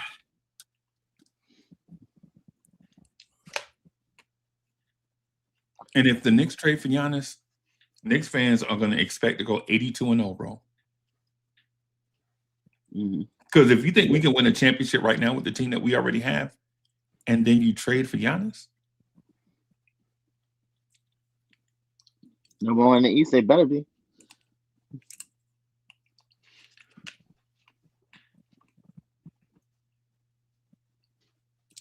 Bro, yeah. Bro, and y'all know Giannis got two coaches fired before Doc Rivers got there, right? Right.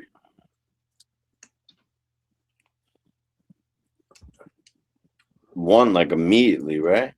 Yeah, one dude ain't even get to make it to the All-Star break. Right, I don't think he tied his shoes or something like that. Right? Like, in first place.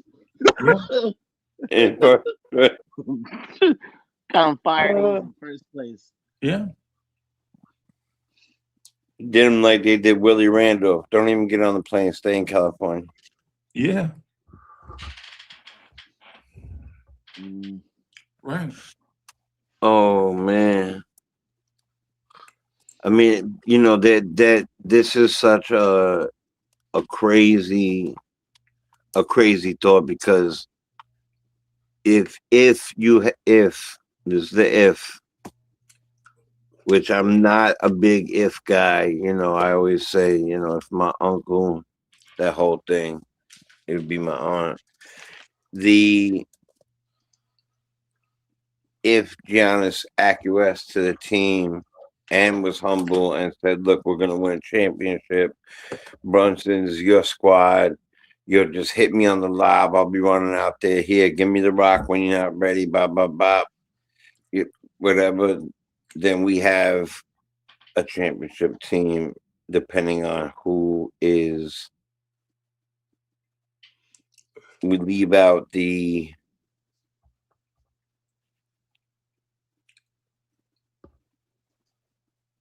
trade for Drew Holiday. Jay, you know this is the dude that turned down the James Harden trade. This is the dude that told Dame Lillard, you come second. I know you're the greatest player in Portland history, but in Milwaukee, you're my sidekick. Right.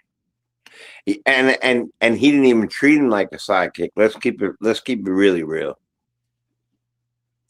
He treated him like a different superhero that belonged to a different company, that belonged to a different. He be treating superheroes Marvel like your Spawn. Like, yeah, like you're a Netflix superhero. Yeah, you're Blue Beetle. You ain't even you're not Blue even Beetle. Here, you Blue Beetle, bro. Word. I like Blue Beetle though, but the truth is, yeah, that's how he was. That's definitely how he was, for sure. And the more I think about it now too, with how Lillard left, the money and all that and all, it's if Milwaukee doesn't ask for the entire, this is not a bag, this is like the like a Santa bag where it just never stops. It's gonna be, you know what I mean? And if they don't do that, then they're just wanting to get rid. They just want to get rid of the headache.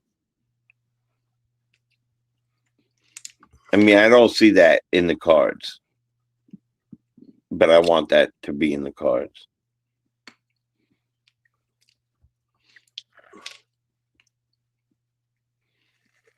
Yeah, it doesn't look like they're.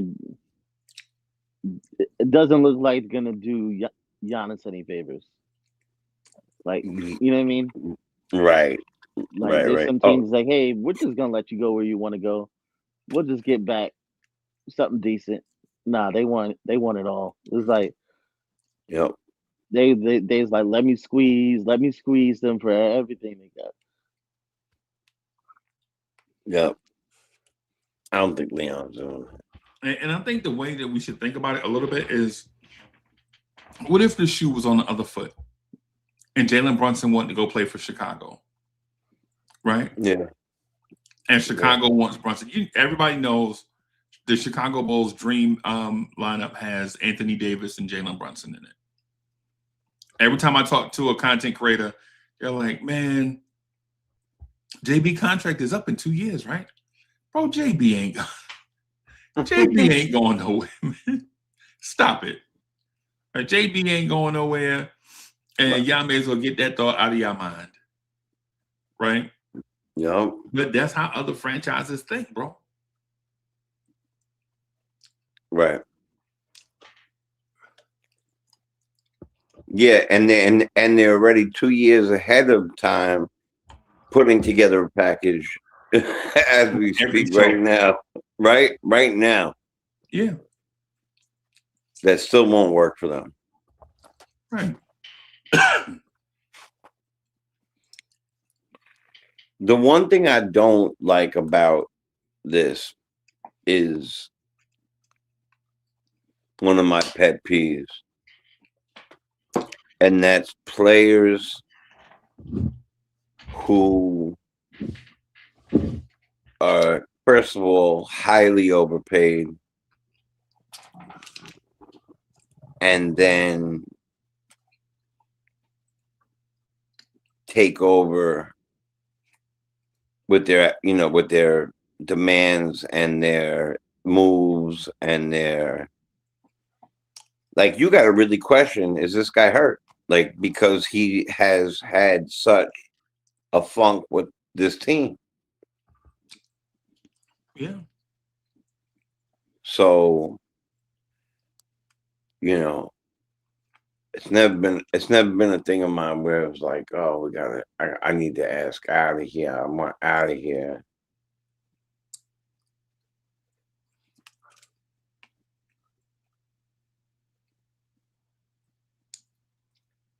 That's why I've been dodging the topic, bro, because the Knicks are a really good team right now.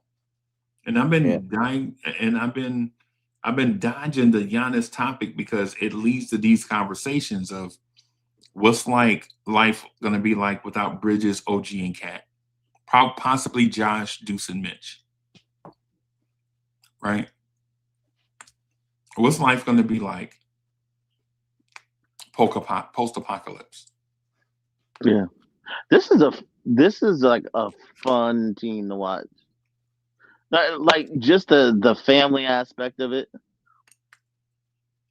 right? This is a fun team to watch, and it's a team that you can really like. Yeah, and I think just that aspect of it is going to be different. Which is funny that you say that, because after you let go of Randall and Dante and things start to happen, you question that at first. Is this still going to be a fun team to watch? Because this team has been a fun team to watch now for a few years, no matter who was on it. And now it's still a fun team to watch with slight adjustments. Major adjustments?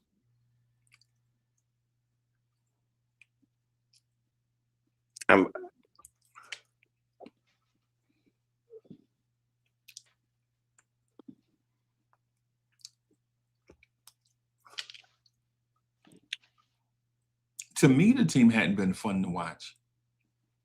To I me, mean, the personality. To me, it's been satisfying to watch. Like they satisfy me with some stuff. Like they'll achieve a certain thing. Like Brunson starting in an All-Star game, right? That's a nice, you know what I'm saying? That's satisfying to watch. Yep. Right. Yep. But in terms of fun, just like enjoying it all the time, I don't enjoy or I don't like Mike Brown goofy ass sneakers. Right? I hate those sneakers. Yeah, I don't like Mike Brown. I never seen him. Yeah, I thought he was tinkering a lot early in the season. Definitely. Like there was a time where we felt like Mo Diawara was going to be our point forward, right? And I thought that was going to be something fun. There was this time where I thought Kev McCullough was going to be our defensive stopper off the bench. Then he doesn't play at all one game at all. Yeah. Yeah. Yeah, it's tough. It's tough. I think that we go into these things thinking, yeah, we could probably just unload, Bridges and Dadier, and that's what most fans think, that's how it works. And it's not. This is like, you're talking about a completely different team.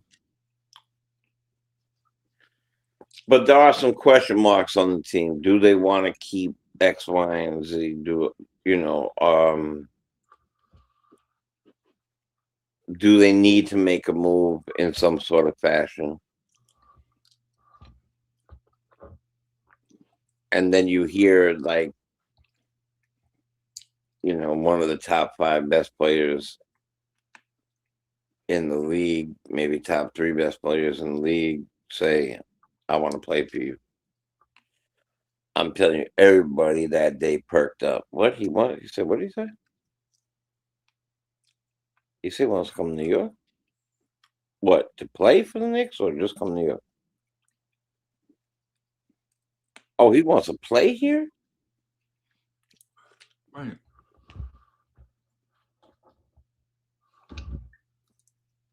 Right. Look, I ask you this. If it was easier,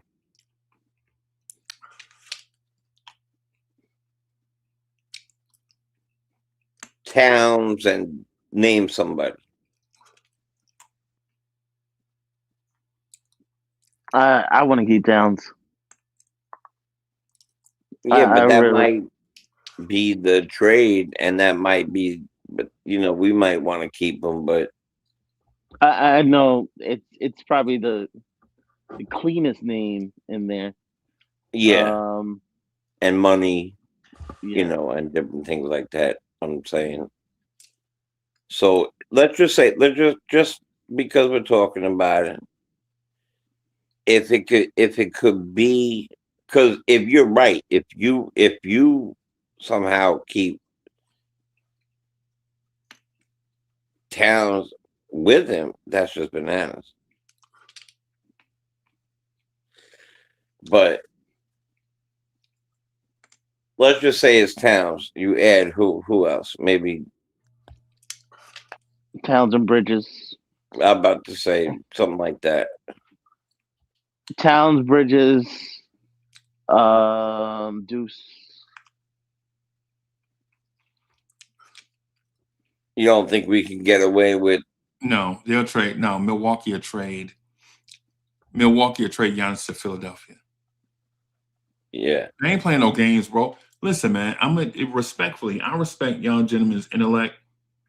Milwaukee ain't playing no games, bro. Milwaukee can trade Giannis to Philadelphia, get VJ Edgecombe, Jared McCain, Paul George, and a bunch of picks for Giannis. And then Giannis will be right down the street in Philadelphia. All because we want to keep OG and Bridges. Like, the Bucks ain't playing, bro. They ain't playing no game. The Bucks ain't playing. They already put the if they would just take if they was coming in for a soft landing, Giannis' ass would have been gone. He would have been done this summer. We already talked to them this summer. Right. We already talked to them this summer for 2 weeks. Yeah. So they talked for 2 weeks. They was trying to get more. What were they trying to get during that time? Nobody has a definitive, but whatever they wanted more. Yep. Sounds like and you my can't kids. turn down Sounds those like my offers and then kids. come back and take less. Because think about what the trade that y'all are offering, and think about Philadelphia just saying, okay, I got you, bro. We'll give you VJ Edgecombe, Jared McCain, Paul George, another young body, maybe Kelly Oubre as a vet, and a bunch of first-round picks. And pair Giannis, Joel Embiid, and Tyrese Maxey. You think Milwaukee won't take that? I'll take it in a minute.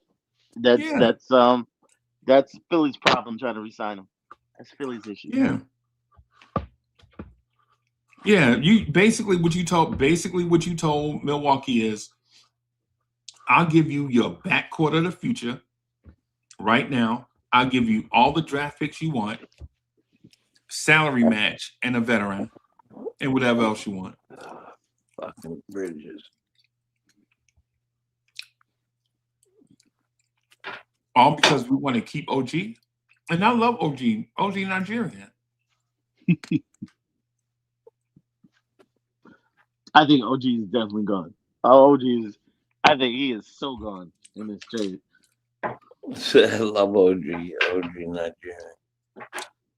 OG, Cat, all these dudes gone. Maybe even Mitch. I hate to see Mitch go, but bro, Mitch is if you're talking about difference makers, because these teams are going to want difference makers. They're not going to want Porty, bro. They want difference makers.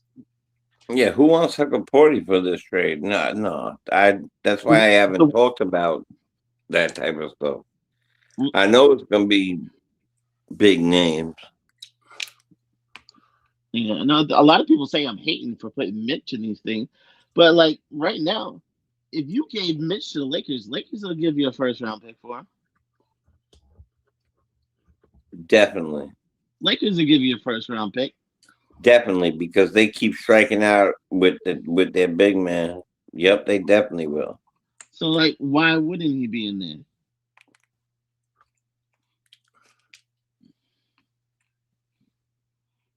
You know who would give you a first-round pick for Mitch right now?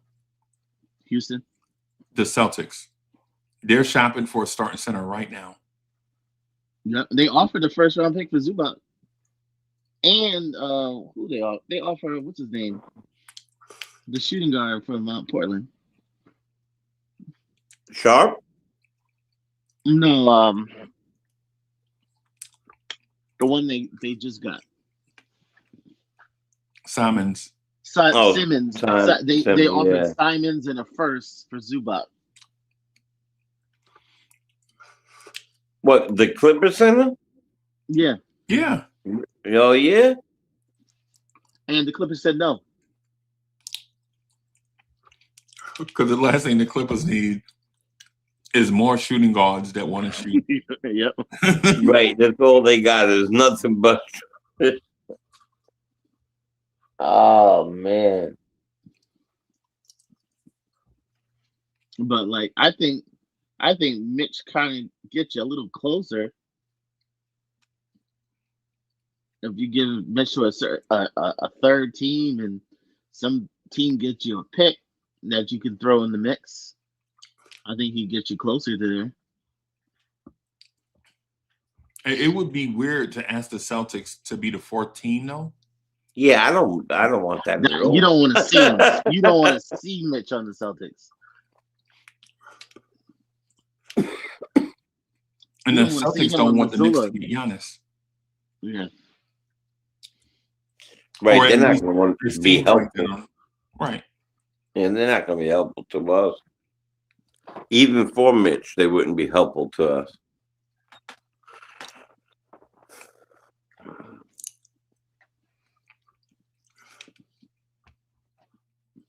That's why it seems like the best possibility, man.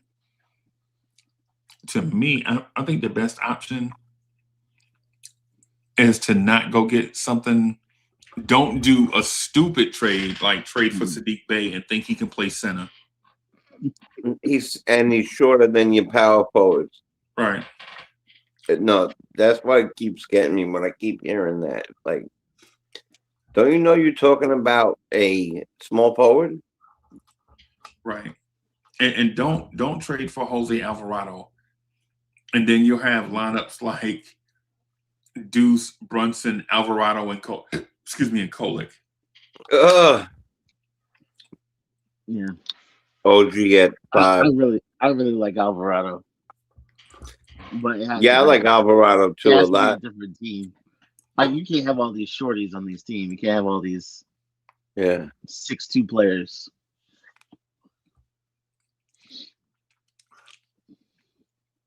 Kolek played 20 minutes tonight.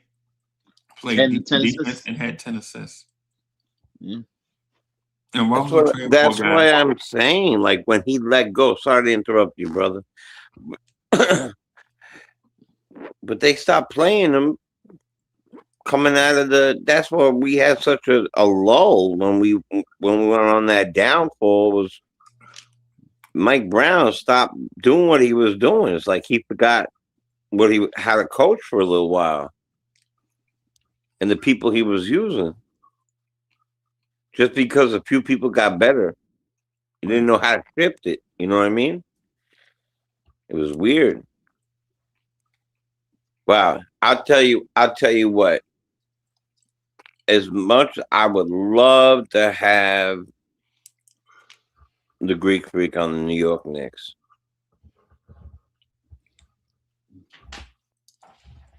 But I'm not giving away,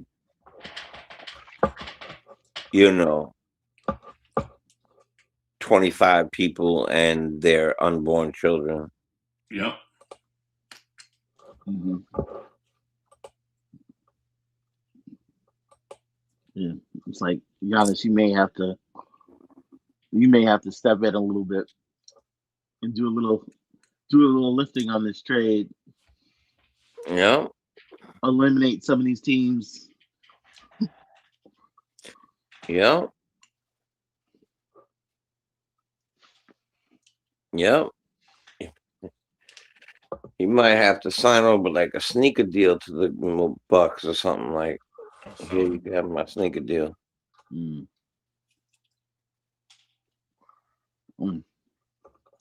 Yeah, I don't. And meanwhile, when he leaves, that sneaker deal don't matter anyway. Right.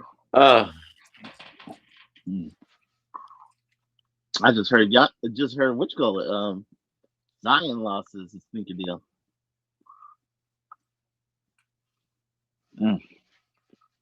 Who is what? Zion. It was Nike. Nike cut him. He lost his deal? Lost his deal with Nike. Really? And he's having one of his more better year than he's had. That's wow. They waited until the man got better and started playing better and said goodbye.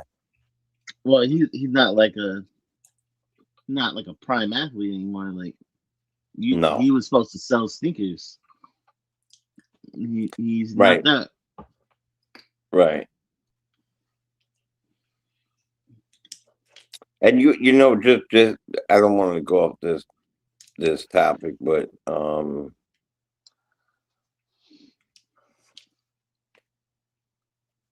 to think about that RJ Barrett pick, where we were, remember, everybody was waiting. Zion's coming.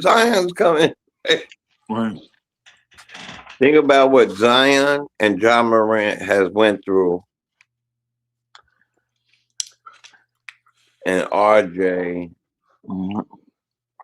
hasn't. Yeah. Now you can pick anybody can have John Morant if they want him. Yeah, literally. But he ain't no good for New York, so he could, as good as he is as a talent, I don't think New York would be a good place for him. Giannis, though, I think it would be a beautiful place for him. This is bigger than life. Yeah, this is perfect. I don't think we've had. Carmelo is big, but bigger than Carmelo.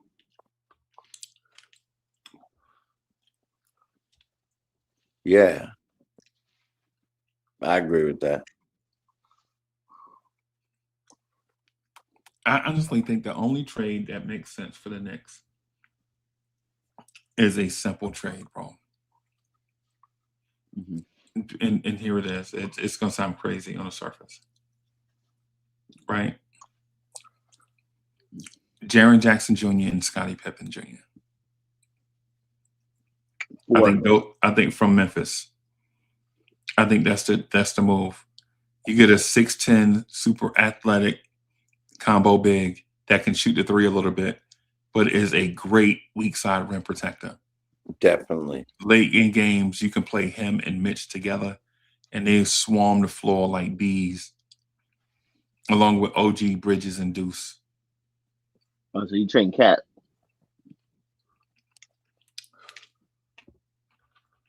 I don't know. I would just say acquire them.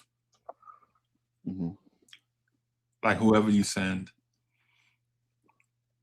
What if whoever you send is one of those guys you just named? Like a Bridges or something like that. Like whoever. Yeah. I would like to see him and Cat together. Who and Cat together? I would like to see Cat with a rim protector. I mean, I think my ideal player is like if Cat and Bam played together. I think that would be ideal. But I don't think you'll ever get Bam. No. Not from Riley. Not from Riley, you know. Not from Riley. If he trade for Giannis, they're gonna have to give up Khalil Ware. And if I can wrestle Khalil Ware away from Milwaukee, I'd be happy with that. Not getting Giannis, and I got Khalil Ware to play with Bam. Huh? Playing with Bam. Yeah, they're not giving up Bam. That's their like red line. Right. And they keep a hero too? No, they get rid of Hero. That would kill me. It'll be tough, but like I would need the Knicks to get Khalil Ware and put him next to Cat.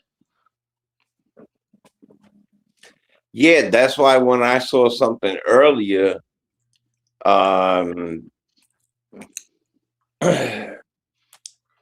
like doing deals with teams that are going to be out of it for a while and go out and get somebody, like you keep your bigs, right?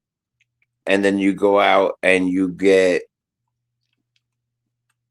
that kid Missy and Alvarado or somebody like that, and you play them next to each other, the bigs. It sounds like the Knicks made an offer. It did. It But was right. now they're saying, oh, they trying to see if they can get a first round pick for him. Right. I'm like, yeah, they being greedy. And it was like 2062 or something like that. It was like, They're trying to get a first round pick now. I'm like, okay. It was a great idea if it was Missy and Alvarado, right. some of our players, and maybe that Washington pick, but like now you asking for a first round pick? I don't know about that. I mean, but if they can figure that out, that's the type of thing you want to do. You get younger, you get taller, you get another PG backup. Even though I don't want to do that because Kolick is dope. I don't even You're think right. it's about. I don't even think it's about Colett. Yeah. So I mean, if I can give them someone else, if it's just a body they need, we got other bodies. We got other bodies. We got. I'll give you, man. You could have Jordan Clarkson, even though if you're not gonna give Jordan Clarkson, take the trade and cut him.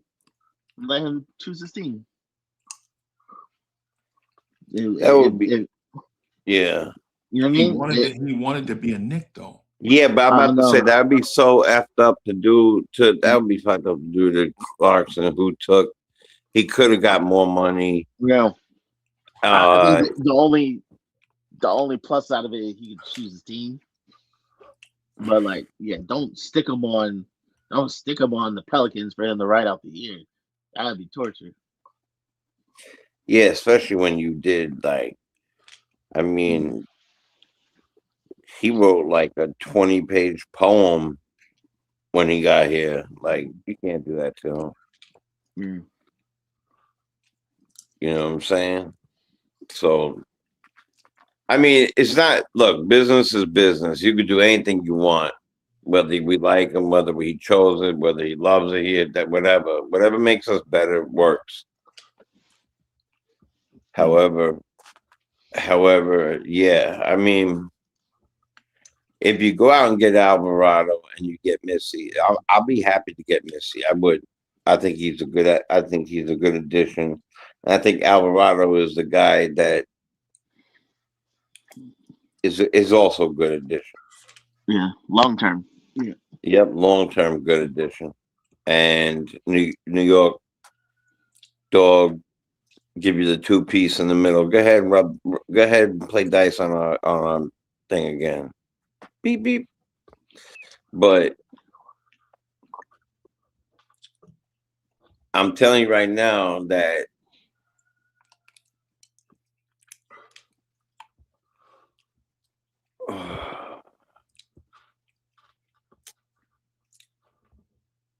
Giannis is going to leave there. Going to end up on a team that we don't want him on.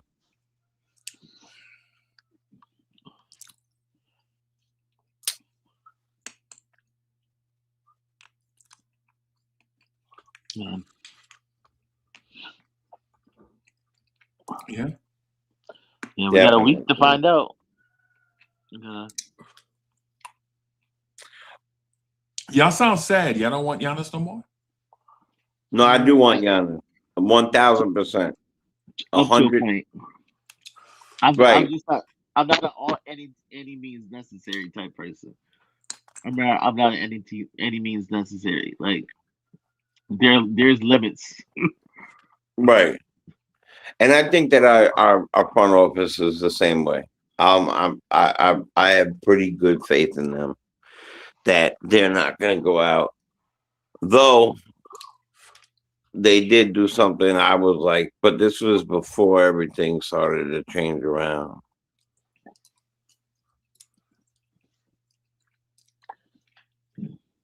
I don't think that they do that. I really don't. Yeah. I don't think that they say, okay, and what else do you want, sir?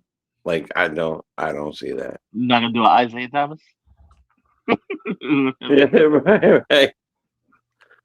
But they got to go out there and get a Polaroid of Giannis doing something funky, and then start bargaining.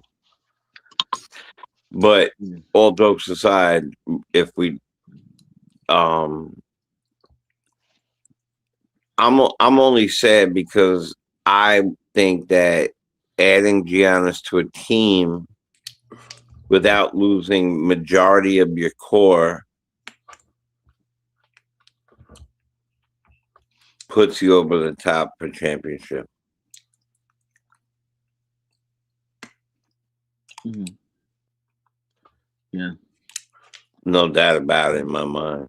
There's no doubt about it. Okay. Yeah, I think it's gonna take a lot of creativity. Yeah, creativity. Yeah. I think somewhere. I think. You know how Aller is like a mad scientist. I think some of our 2As are gonna get traded. I think this is the one. I think this may be the time. We finally see a trade with a 2A in it.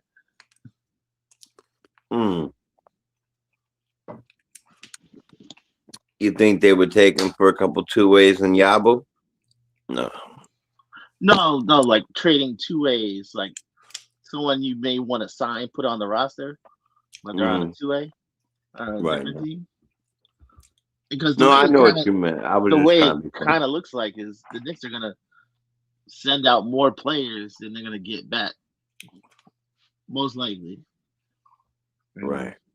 Maybe you want somebody on a 2A. It's like, hey, Kevin McCullough, he might not be good enough for that roster spot, but there might be somebody on another team on a 2A that you might want to give an NBA roster spot to.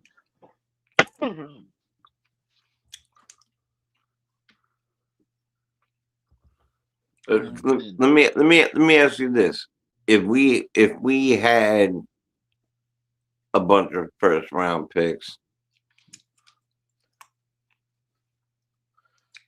how many? We would have done. We would have done what we did for Bridges. That's what I'm saying. That's what I'm saying. Bridges, we didn't give up nobody.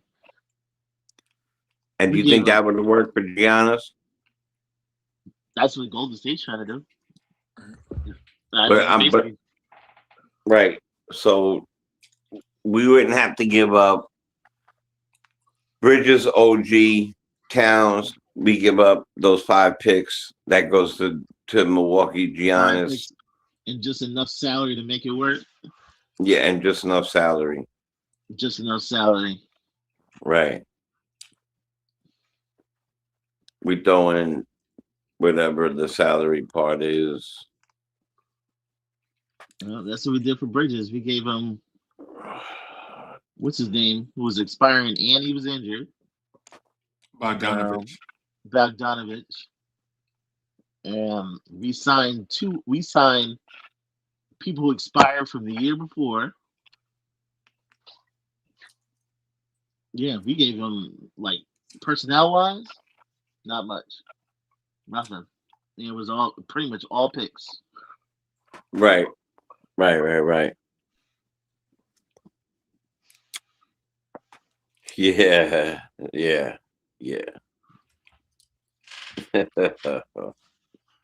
Man. Yeah, man. But if Golden State pulls off, I'm like, that would be amazing. So who has the best Giannis trade on the table right now? I think if I was a team, I would look at Golden State. And if you know you're tanking this year, you don't have to worry about this year. You only have one more year to pay. You Jimmy have Butler? one more. Yeah, you only have one more year to pay. And basically, you got 4 first round picks and 2 swaps. I think that's the best. I think that's the best deal.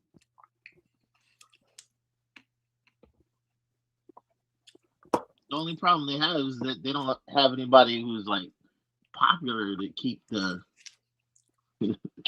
fans interested.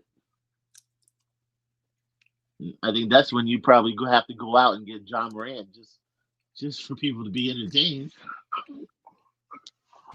You talking about Milwaukee?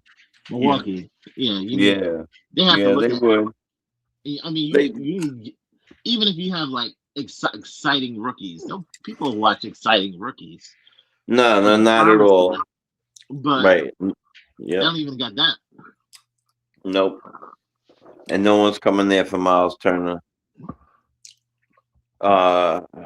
Well, that's because y'all live in New York.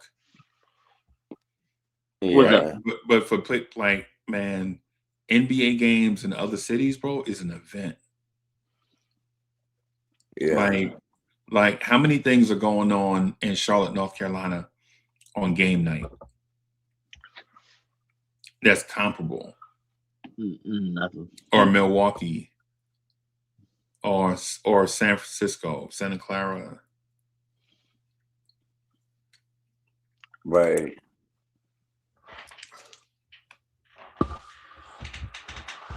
In the city, it's always something going on, even if it's just in a borough, like even if it's just Queens.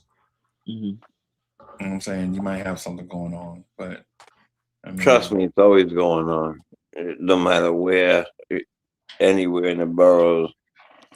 Anywhere from Nassau County to the edge of the Verrazano Bridge, there is something happening all the way up to the Bronx, to the edge, even across there into Yonkers.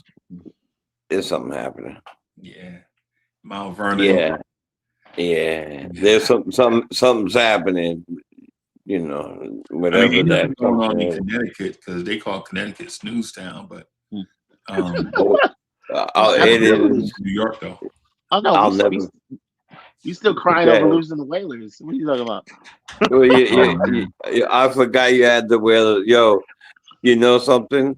When I went up there and I went to the casino or whatever, and they told me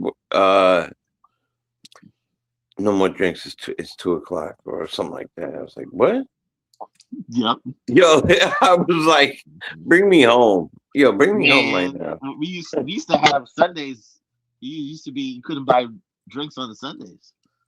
You couldn't buy liquor stores are closed on Sundays. The whole Sunday? Up until like 10 years ago. Yeah. You couldn't go to a liquor store on a Sunday. Dang. Yeah, I don't really drink, but the whole part is like you're at a table or whatever. Anyway, you know the point. It's just like last call at 2 a.m. Yeah. 2 a.m. I knew because I argued. I'm like, what are you talking about? Who does that? Hey, you go to Pennsylvania, you can get a beer in the drive-thru. I'm like, what? Yeah, exactly. It's nuts. So look, I think we're going to get Giannis. He's going to be nice. He's going to say, you know what? It's all good. We don't need Drew Holiday. Mm-hmm. It's going to be a Tatis. No, you could be waving the Greek flag. Don't get me started. I got a lot of ideas on who I would get in there, but I'm not going to say him right here. What'd you say? He said that Fernando Tatis is going to be the starting power forward for the New York Knicks sometime soon, after, as well as the right fielder for the New York Mets. Yeah. Oh wow. And he's not gonna hold us hostage like Giannis. No. Damn, bro. I gotta go talking because I gotta get on these phones at like 7. I know you gotta get it, bro, but I wanted to ask you so badly. You don't want Giannis? Like, if it was like a doable trade, you don't want that? Who, Giannis? Yeah. Bro, when it comes to moving stars, bro. Yeah. There are no easy trades. Okay, so forget that part. Would you like that man to be in the New York Knicks Could we sign him after next year? Yeah. Okay. Keep everybody on Giannis. He'll be 48 by then. No, I'm only playing, and still in one of the top 5 in the league. Mm-hmm. I would like him to like come out and if he fought for it and say, hey, I want to come to New York, okay, I can forgive a lot. You know what I mean? Yep. But him being coy, and if we lose a whole bunch of people and he was being coy, like it would bother me. It's like, yo, we lost all these people because you couldn't open your mouth. Yeah, really? No, I agree with that. I told when we talked about this the other night about Carmelo, and I'm gonna let you go. I know you gotta get. Yeah, I'm gonna get out of here, man. So yeah, when we talked about Carmelo, I didn't like that trade at all. We could have waited and maybe they're gonna trade that man to Detroit for Tobias Harris and some picks. And if he goes to Tobias Harris and for some picks, I will lose my mind. Y'all gonna be mad as hell. I'm gonna be so angry. Y'all gonna be at work. Y'all gonna be at work smoking 2 cigarettes at one time. I'm going outside. Yo, I'm going in the bitter cold right now to do it. Right now. Breaking his spine would be crazy. All right, man. Hey, thank y'all for the conversation, chat. Thank y'all for coming in through, hanging out, man. It was a wonderful conversation, chat. I'm sorry we couldn't read every comment and all that stuff, man. But I appreciate everybody contributing and everything. My goal is, my wish is that the Knicks don't do anything and just rock with what they got. But I got a sense that won't happen. But anyway, we're going to get out of here. Thank y'all for coming through. Peace, everybody.